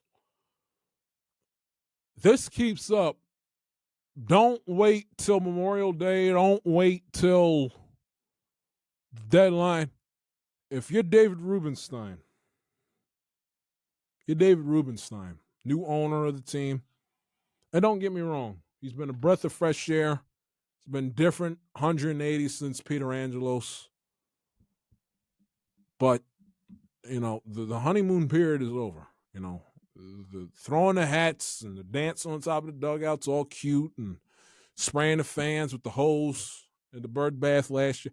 That was all fine and dandy, and it was cute and funny and amusing when it happened back then. But the honeymoon period is over. He's approaching on his first big test as boss man of this franchise. You say you want to do whatever you humanly possibly can do to help this team win a World Series championship. This shit show keeps up. This shit show keeps up. You want to go out there and prove that you're 180 degrees fully different than the Angelos family? This shit keeps up. Brandon Hyde better be gone. If this is still the same song and dance by Mother's Day, by Memorial Day, and God forbid Father's Day and the All-Star break, he need to kick his ass to the curb. Kick his ass to the curb, drop his ass like a bad habit, and officially put Mike Elias on watch. I understand he's no baseball man, but he needs to rely on people that know what the fuck's going on. And I'm talking about Adam Jones and Cal Ripken Jr. Cal, who played for Earl, and Adam, who played for Buck. And even fucking Grant Hill, who has a little bit of an ownership stake in the team, he played for Coach K. And every last one of them guys, Coach K, Earl, and Buck, would not tolerate such disgusting, heinous slop that this manager has encouraged and or let happen since June 20th. Like I always say, Shannon Sharp says it best. You're either coaching it or you're condoning it. Brandon Hyde's either coaching this slop or he's sure as shit condoning it. Eventually, if the pattern is not changing, you got to go in and cut the cancer down at its root. Fire Brandon Hyde and you put Mike Elias on notice. Point blank, period. Enough's enough. The Yankees, by the way, just to switch gears on them, they have no pitching. And they went up against real teams for a change in the Detroit Tigers and the Arizona Diamondbacks, and they've lost back-to-back series. They have no pitching outside of Max Fried, who was stupendous against Detroit, albeit yesterday afternoon, but they have no pitching. Carlos Rodon is as soft as the day is long. He's terrible. Cookie Carrasco was washed. They're not going to get the job done with him either. And then the Yankees, outside of yesterday in Detroit, where they froze their asses off on Lake Michigan, they forget about the torpedo bats. They were walking strikeout machines. And when they're not going against the disgusting, embarrassing pitching staff of the Milwaukee Brewers, I mean, they can't meet barrel the ball if they touch together like this. They couldn't put barrel the ball in the last two games against real teams. So that's why, I hated it when they went on their run opening weekend of the year, but this is why, with how I am with the Yankees, Stephen A. Smith is looking at McElroy's shot. Oh my God, this ball then missed the hole and it rolled all the way into the water. My goodness. Well, good, because I don't want McElroy to win anyway. He bitches and moans too much for my taste. He never wins. He never shows up in a big moment, in a big spot. Walking choke artist. So if that is going to be the story of his tournament, I'll do backflips at this point. But like I am with the Yankees, Stephen A. Smith is like with the Cowboys. Even when they do well early in the season, you can't, get all caught up in the bells and whistles and the fan base going crazy and doing backflips. Ooh, look at us, big man. No. All you gotta do is just sit back. You gotta grin and bear it. Got to bite the bullet in the current, in the short term. But all you gotta do is just sit back, kick your feet up, and just wait, because it's only gonna be a matter of time until the house comes crashing down on them, and then when it does, we'll have a nice sensational laugh. But the Yankees have no pitching outside of Max Fried. They have zero pitching, and like I suspected, you're not going to be able to convince me that the Yankees are going to have a win total in the mid to high 90s with no Garrett Cole, no Louis Hill, and a lineup with no Stanton, counting on Goldschmidt, Bellinger, who's done nothing outside of miss a game with food poisoning. You can't sit up here and then Jazz Chisholm, who they think is going to be Robbie Cano 2.0. You can't sit up here and convince me that the Yankees are going to win 90-something games and win the division by a healthy margin when roster-wise 1 through 26, they're worse this year than they were last year. I said it at the time, and I will say it again without fear of contradiction, especially now on April the 10th. You're not going to. I don't care how big of a Yankee fan. It's not happening. It's that violates all threads of common sense. And no Soto too, by the way. So no Soto. Stanton's on the shelf. Jazz Chisholm, who's had an abominable season to start, recently, or abominable play to start the year, more so recently outside of the Brewers series. Plus, hang your hat on Bellinger, Goldschmidt, have no pitching, especially now with Cole being out for the year, and he'll miss an extended period of time, with the likes of Cookie Carrasco and Carlos Rodon in your rotation, among other bums outside of Max Fried, and expect you're going to win, 95, 96. It wasn't going to happen. And if you were a Yankee fan and somehow thought that heading into the season, you need your head examined. And Jason Dominguez hasn't exactly looked like Bernie Williams himself at the plate either, especially in the Detroit series. So you always gotta stress that with the Yankee fan, because they always get so high on themselves, and they forget, in the words of Biggie Smalls, that their shit don't stink, and they don't got roster flaws and problems like every other team in baseball. That's the second thing, baseball wise. Third thing, and they got shamed publicly into doing it, but for Bob Nutting and the Pirates to remove the Roberto Clemente Memorial wall patch down the right field line at Penny NC Park to put up some tasteless, asinine Surfside advertisement. This is a team and a franchise that literally can do nothing right. You talk about the Orioles not being able to do anything right. The Pirates under Bob Nutting's leadership can do nothing right. They don't surround it. They outside of one extension that they made, one in about 20-something years, they do not spend money and do not try to at least build a baseball team with their wallets. You can fill up a starting rotation and then some with the amount of elite starting pitching that they've had in the last 10 to 15 years that they either did not decide to pay, let walk, or just flat out traded. For them to excel with other franchises, Glasnow, Garrett Cole, Paul Skeens soon to be next. It's you can remember how laundry list the guys. Laundry list. And I get the feeling, and I hate doing this because I've been on that side of the coin, and it's not a fun feeling, players on your team that's under contract with your team already being cast off to be the next New York Yankee, the next but it's like, when it's if you're a Pirate fan, unless Bob Nutting sells the team between now and whenever Skeens hits free agency, it's like you're counting down the days to when he's going to become an LA Dodger or LA Angel maybe, or a New York Yankee or a New York Met. It's just you're counting down the days.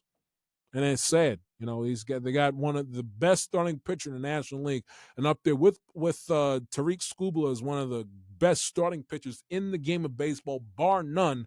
And they got an Andrew McCutchen and a bunch of young, unproven guys that don't produce consistently offensively.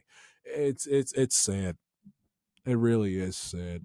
And then on top of that, they're going to disrespect the greatest player to ever play for the franchise, take his memorial wall patch away and pretend like nobody is going to notice, and then slap up some goofy ass advertisement as if those cucks don't make enough money and not spend it. Bob Nutting, do yourself a favor and get the fuck out of Pittsburgh and sell the team. And the Pirates, similar to the Orioles, they're not the Tampa Bay Rays. They're not any of those teams that are, the Colorado Rockies that are just there, that do not have a deep baseball history when you turn back the yearbook. This is the franchise that won 2 World Series in 71 and 79, was a damn good baseball team in the 70s, and a damn good team in the early 90s, and really ever since Sid Bream sliding in the 9th inning of Game 7, 92 against the Atlanta Braves, they've never been the same team since. I mean, they had a short, and I mean short, minute window of intrigue in early 2010s with Clint Hurdle in them, and obviously the wild card game against Cincinnati, and that's been it. Bob Nutting should be absolutely ashamed of himself. Absolutely, should sell the team and get the fuck out and never be seen from again. And for him to disrespect the greatest player in the history of the Pittsburgh Pirates franchise, who's the Jackie Robinson to all of the Dominican and Latino ball players in Major League Baseball since Roberto Clemente. You can't get more tone deaf and get more damn stupid than that. I mean, you, in the words of Bernie Mac, you got to be pretty damn bold to be that fucking stupid and clueless. It's just embarrassing. Absolutely embarrassing. And Vladimir Guerrero Jr., by the way, is the recent star in baseball that received a nice juicy payday. Good to see. We heard, obviously, going into the season that if they weren't able to get it done in spring training throughout the offseason, they weren't going to negotiate in season, or it was going to have to wait till the season concluded in the fall, in the winter. But obviously, Vlad wanted to stay. The Blue Jays, who have gone after many a different players in free agency, Soto, Shohei, the pitchers that the Dodgers have scooped up from Japan and have come out empty. It's nice to see them, lock down one of their hometown guys. Although you do get the impression now, especially that Vlad Jr. is now signed, that they're going to let Bo Bichette walk, which is fair. Ever since he won a batting title, he has not been the same productive player at the plate, and he's also, through the grapevine, you've heard that he isn't exactly thrilled with playing and spending 6 months out of the year living in Canada, playing in Toronto. So, but it's good to see that the Blue Jays got Vlad Jr. signed, so they got a superstar there that's going to be the face of the franchise for the next handful of years down the road going forward. To the NBA, we turn our attention to, and I get to Luka here momentarily, but just to touch on the two recent coaching firings that took place in the world of the National Basketball Association. First off, Taylor Jenkins. I don't understand this trend that the Grizzlies and the Denver Nuggets are on, where we're going to fire our head coach in the last week, 2 weeks of a long marathon-esque regular season when we're on the brink of playing playoff basketball. I doing that, I understand, and you guys know, I just got finished screaming and yelling for 40 minutes about how Brandon Hyde needs to be fired. But guarantee that if the Orioles somehow miraculously, by the grace of God, made the playoffs and the Orioles decided to fire him, the last week of the season, late September, I'd scream and yell, because even if you agree or you can find justification for firing a coach, the timing in which you do so matters exponentially, because you don't, even if you're not in love with a coach or you don't want to coach, whatever the case might be, philosophical differences with the front office, it doesn't get along right or well with his players, fine. But you don't, if you want to fire him in season, you fire him in January, you fire him in December, you fire him in February. You do not wait until the 11th hour before you're about to embark on a playoff run to fire a coach. Unless it was off the court thing, a la Ime Udoka. You do not do that. And I for the life of me, I don't understand the Grizzlies and or the Denver Nuggets school of thought, for that matter, and firing their coaches with less than a month, 3 weeks, 2 weeks, and a week, in the Nuggets case, left to go in their season. It's a completely counterintuitive move, because then you're going to put your interim coach in an impossible spot where You make the playoffs, so you're expected to win. You're expected to play a long time, and you're expected to win an NBA championship, because why the hell be in the NBA playoffs if that's not the goal, it's not the expectation? And you put them in between a rock and a hard place because they got to learn their new job and all the responsibilities and the duties that comes with it as they go along, and they're playing the most monumental and most watched and most attended games of the season. Playoff games are watched and are monitored and are criticized and are viewed under a microscope 180 degrees differently than a regular season game on a Wednesday night in the middle of December. It's just the fact of the matter that comes with playoff ball. So I don't understand it. I don't know who responsible for the Memphis Grizzlies that came up with that wonderful idea. I don't understand. And if it's John Moran anyway with the players, they got to be a little bit more forward thinking and a little bit more savvier than that, because there literally is no benefit to firing your coach literally as you're coming down the home stretch of the regular season. When you put up with them, if you hated him, if you couldn't get along with him, and if he was such a pain in the ass, you dealt with it for damn near 100% of the season. You hung in there for better, for worse, for 95, 98, 99% of the season, and all of a sudden when you get to the pinnacle of the regular season, you're about to embark on a playoff run. Now all of a sudden you want to drop them like a bad habit, brush your hands off and say, oh, you know what, I want nothing to do with them, when you're about to embark on your most meaningful and important games of your season. It's a completely ass-backwards, counterintuitive move that made absolutely no sense to me on both accounts. And if any player within the Memphis Grizzlies that was responsible for putting on the shoe that connects to the foot that kicked Jenkins' ass out the door, they should be absolutely and utterly. This is why the NBA is a joke. Because only in the NBA can you lead your team to the playoffs and not even be fired mid-season. You get fired through the first 98% of your regular season, and you get your ass kicked out the door in the final weeks and games of your season. When it's so ass backwards and so just embarrassing and so shameful. And no wonder why. The NBA arguably is in just as bad of a place now as it was in the 70s. And I was not alive or around in the 70s, so I have nothing to compare it to. Those of y'all that are old enough to remember can tell me and fact check me whether I'm right or wrong in that assessment. But it's the way where the NBA is today is just completely it's in a bad way.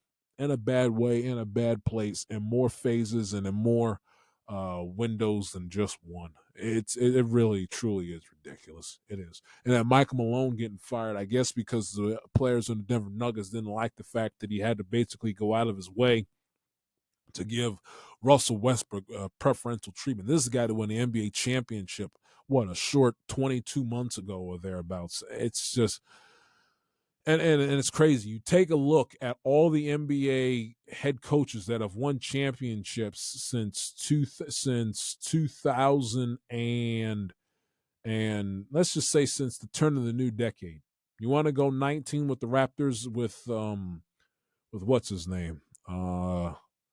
Nick Nurse, go ahead. But the only two coaches that have won an NBA championship in the last 5 to 6, 7 seasons that are still employed by the team in which they won a championship with. Justin Rose 7 under through his first place down at Augusta. The only two coaches, Joe Mazzulla won a championship last year, Boston, and obviously Steve Kerr. Outside of that, every last one of the coaches is gone. Nick Nurse is gone. Michael Malone is gone. Frank Vogel is gone. It's ridiculous, absolutely ridiculous. That how in the world and God forbid Mike Malone. I've seen his press conferences. I've seen and heard his mic'd ups and timeouts. God forbid a coach that's rough around the edges, that don't take no shit, doesn't kiss the ring and glaze the modern day NBA player. It's just if you hold a player to a damn standard and you don't hesitate to put your foot up their ass when they deserve it, when they play like shit, you magically are on borrowed time. Doesn't matter if you win a championship or not. They'll throw your ass out the door, like your landlord that's evicting you on the final day of your notice, telling you to hurry up and pay the damn rent. It's a joke. It's an absolute utter joke. So, and fire the GM too, I might add. But when you Stan Kroenke, there you go. So good luck with that in Denver. I mean, you got he's going to go down as one of the greatest players in the history of the NBA, and for a team that's won a championship with him, boy, has it been chaotic in the last handful of seasons with Nikola Jokic in the Mile High City. Too chaotic. Too chaotic. Luka made his return, I should say, to Dallas last night in the Lakers 112-97 victory over the Dallas Mavericks. Shot 16 of 28, 70% from three, scored 45 points, was absolutely magnificent for the Lakers last night. They shared the tribute video and pregame during his pregame introduction yesterday. The lip biting, the lip quivering. Him, I have never seen an NBA player or a professional athlete in any team sport for that matter. I have never seen a player be so fundamentally just broken and just so just down in the dumps and so heartbroken, and crestfallen is the word I'm looking for. Crestfallen in the return to his old team's, venue, and I've never seen anything like I saw with Luka last night in Dallas. I mean, and you could tell by his body language, even the Freudian slip, him saying, going back to go see my coaches and my teammates. And deep in he could win 5 championships with the Lakers. Deepest in the deepest part of his soul, in his mind, he knows he has no business being a Los Angeles Laker. He had no intentions. If it was up to him, he had no intentions in leaving that city, leaving that team, that community, that fan base. Had zero. Again, he was supposed to be the second coming in the passing of the torch from Dirk to Luka. He was supposed to be Dirk Nowitzki 2.0 in terms of what he meant to that city and being their international, face of the franchise and the Dallas Fort Worth, Texas area's adoptive son. He had zero, and if it was up to him, still zero intentions of leaving the Dallas Mavericks. I mean, that I watched that and I got pissed off and my blood started to boil again at the direction of the Mavericks ownership and Nico Harrison, that clown, that dope, that fraud, that stooge, that idiot, that con man. Oh my God. It's just, and then for him to have the nerve and the balls to, watch the game halfway in between the concourse tunnel and the stands surrounded by security. You want to talk about a weak ass move, and just, it's a weasel, an absolute weasel that man is. He's going to sit up here and wreak all this havoc, tear the hearts out of thousands of fans, create an absolute chaotic uproar that has not died down since that trade went through in early February 2 months ago. And then he's going to sit up here and have the balls to show his face at games, at the arena, and even at that game.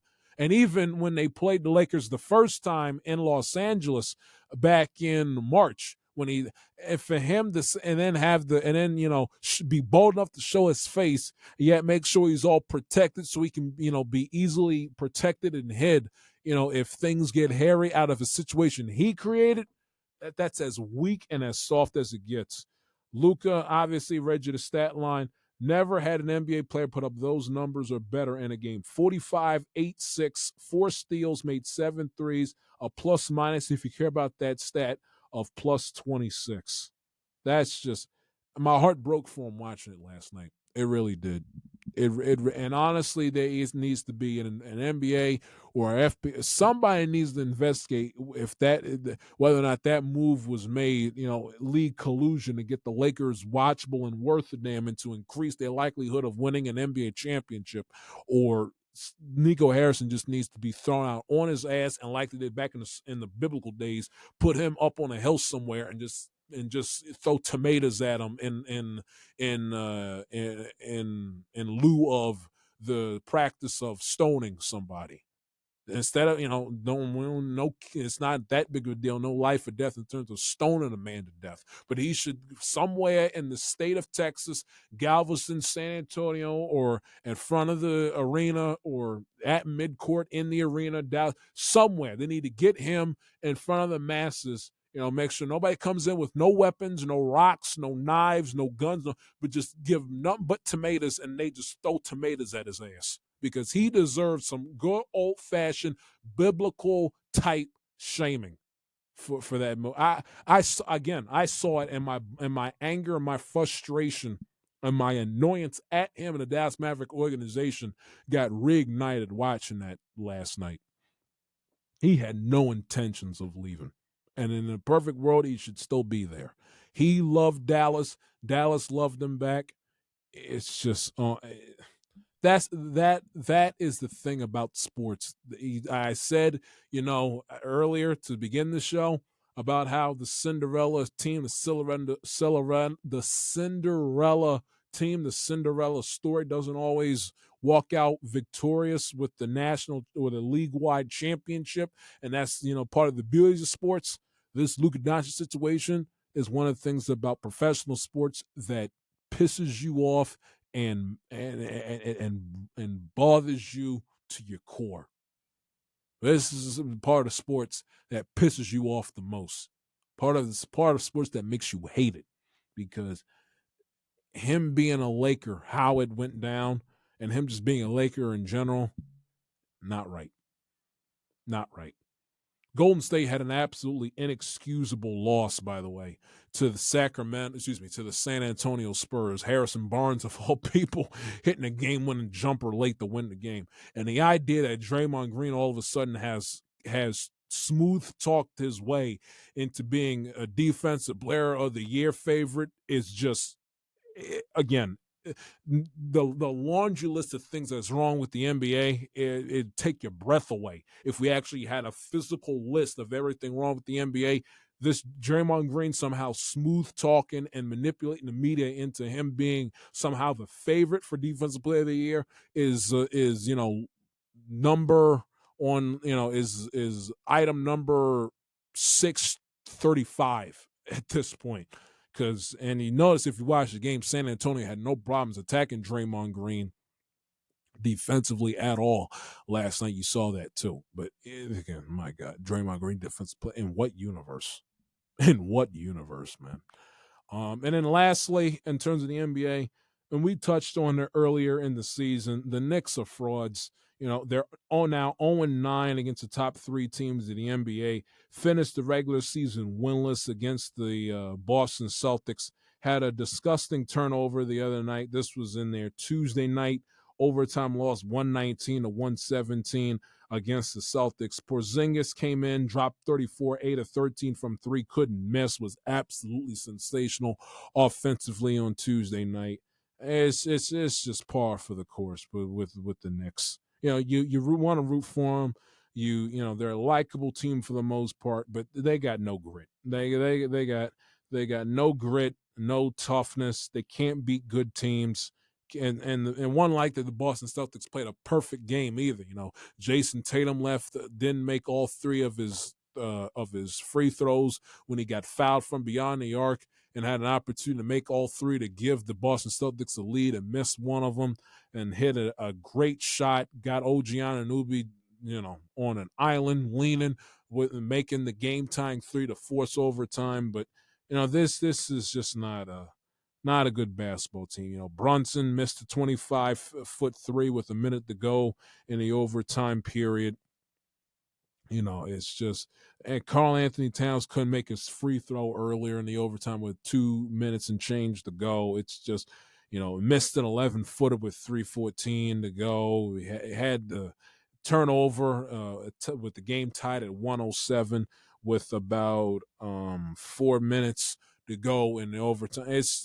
They're a good basketball team against mediocre and bad competition. Against the big boys, they flat out stink. I mean, if they somehow make it deep into the playoffs long enough to face Boston they don't have a prayer.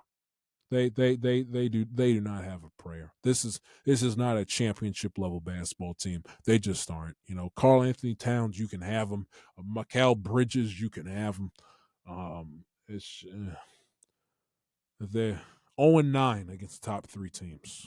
0-9. Winless against the Celtics, a team you got to beat, a team you got to be better than, at least show some signs of competence against if you plan on winning an NBA championship, and they couldn't deliver the goods. Meanwhile, we end with the Masters as Rory McIlroy, much to my great pleasure, missed the putt there. I think he's on 17. Missed the putt. Had my eyes off of the TV. I'm not sure if it was for birdie or for par. Anyways, he comes up short there. I believe he's at. Let me check the leaderboard right quick. I believe he is at -2 so far through his first opening round. Let me double check here. Check out the leaderboard. McIlroy is currently at -2 for the -2 through his first 16 holes, tied for 7th place. It'll read his scorecard. He double bogeyed 15, and also he birdied 3, 8, 9, and 13, par all the other holes, but had the nasty double bogey there at 15. So that's where he stands. I hope he doesn't win. Makes too much noise, bitches and moans. Why do I got to talk for the media? Everything else, just shut up and win a damn major for once in your life. Oh, the bitch! I hear more from Roy Mac. I hear you get more cuts, more sound bites, more opinions out of Roy McIlroy than you do major tournament championship wins. So if he loses and even if he has a good Friday and Saturday and chokes Sunday, sombreros to the sky for me. Because it's enough of Roy. I've had enough of Roy McIlroy to last a lifetime. God, all he does is bitch and moan, and he does nothing on the course with the club in his hand to back it up. Oh my God Almighty. DeChambeau actually has had a solid first round of the tournament. This is a guy that historically and infamously does nothing but try to outslug and outdrive Augusta, which for time and time again we've learned that you can't do with this course. You're not, if you think you're going to go to Augusta and basically drive your way to a championship, you're sadly mistaken. So far, so good for DeChambeau. He's tied with the defending champion Scottie Scheffler as of this moment through 16 at -4 under par. Justin Rose currently shot a 65 his opening round. He is in first place, 7 under. We'll see how that translates into days 2, 3, and maybe 4 coming up later on this weekend. But so there you go. And I think the story of Augusta to start the year, or excuse me, to start the tournament, is if Rory can finally get the monkey off his back and win Augusta #1 and win just a major in general. Nobody cares about the PGA Tour wins. You got to be able to show up when the rubber meets the road in these type of tournaments. That was the putt that he made, I just said, was for par. This one is for bogey. So if he makes this, it's going to knock him all the way down to a -1 so far to start the tournament. If he misses this, it's going to be his second double bogey hole in as many 3 holes. So we got Rory here for bogey on 17. And he misses. Lips out to the right of the hole. So Rory is going to putt his way to another double bogey here, his second in 3 holes. That's going to drop him all the way down from -2, 2 under par to an even par through 17 with 1 hole left to go. Serves his ass right, but he's the story of the tournament. And whether or not what's his name? Scottie Scheffler can win his 3rd Masters in about 3-4 years and can go back to back here in 2025 after winning it last year. So that's basically where you stand with the Masters. I always enjoy this tournament. It's my favorite golf tournament out of the majors. The history of Augusta National, the history of the tournament, the pageantry of it. Augusta National, Augusta, Georgia, down there in the South, the weather, the beauty of the golf course, the green and yellow color scheme of the tournament and of the golf club. The theme song, the quiet piano, and then of course the ES Pothamus CBS thing. It's just you gotta love it. Jim Nance, Vern Lundquist, this being the first Masters in over 40 something years in which Vern has not had broadcasting duties for this tournament, but obviously in the 40 years that he did it, obviously Vern and Jim Nance for all those years, and Pat Summerall back in the day before him.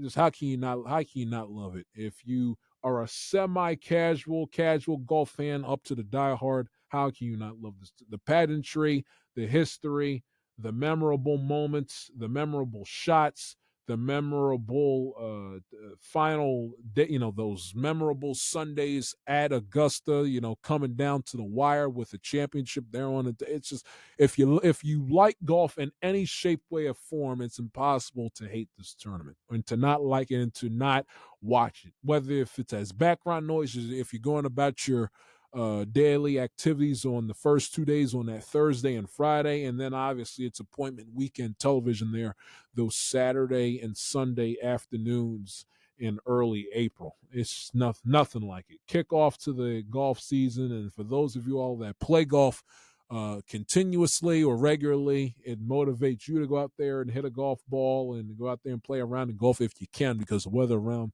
these parts absolutely stinks in the month of April. I can't fucking stand it. With the cold weather, temperatures in the 30s and 40s, you're freezing your ass off, the wind blowing every which way, and then throwing the rain. Oh, I cannot stand the weather here this type of year. But you got the Masters as your weekend appointment television. You also, by the way, this weekend is when the NBA season wraps up. Matter of fact, before we say goodbye, let's just see what's left on the table for the NBA here as we enter this final weekend of their regular season. What's left on the table? The Cavs wrapped up the 1 seed, so the Celtics are locked into the 2. The Knicks most likely are locked into the 3. They got 2 games over the Indiana Pacers, with the Knicks with 3 games to go. They got the Pistons tonight, and then they come back home to host the Cavs, and they play the Nets in Brooklyn. Meanwhile, Indiana has the Cavs tonight. Then they host Orlando, and they play the Cavs. The Cavs will take that game off the final day on that Sunday, so it'll be interesting to see if the Cavs will play to. If they do play, will it be to make sure that I doubt it, if they play to keep Indiana out of the 3 spot, because if as it stands right now, most likely the Knicks would get Boston the Knicks would get Detroit, the 3-6 there, and Indiana would get Milwaukee as things stand right now. Atlanta, Chicago, Miami, they clinched the play-in.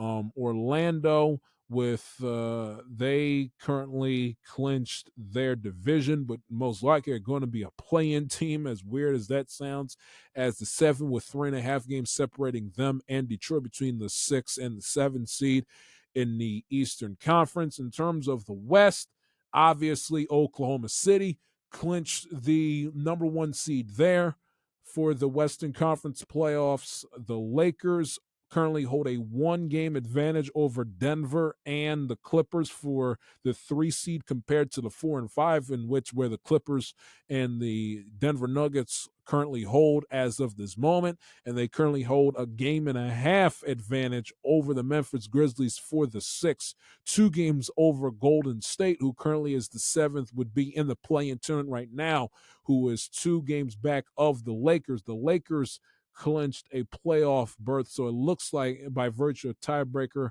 with only 2 games left to go against the Rockets and the Trailblazers, they will not fall victim to the play-in. But the Nuggets, Clippers, and the Mavericks are not home free, as they currently hold a 1.5 game and a game and a half, or a half game advantage being Memphis, but a game advantage that being Denver and the Clippers over Golden State for the 4, 5, and 6 clear of the play-in, currently over Golden State, who is in the play-in at 47 and 33. Golden State, and that was a rough, inexcusable loss to the Spurs last night at home. They close out their regular season at Portland on Friday night, and then Sunday afternoon against the aforementioned Clippers. That is a ESPN affair coming up on Sunday afternoon. So we touched on all of it. We ranted, we yelled, we screamed. Hopefully it was worth your time. If you have not done so, please don't hesitate to subscribe to the I'm Telling Tellers podcast down below. Follow me on Twitter, Instagram, Threads, the works at the J Shield. Follow the show on Instagram at Amatel_podcast and the show on Twitter at Amatel_it_is. Until next time, peace.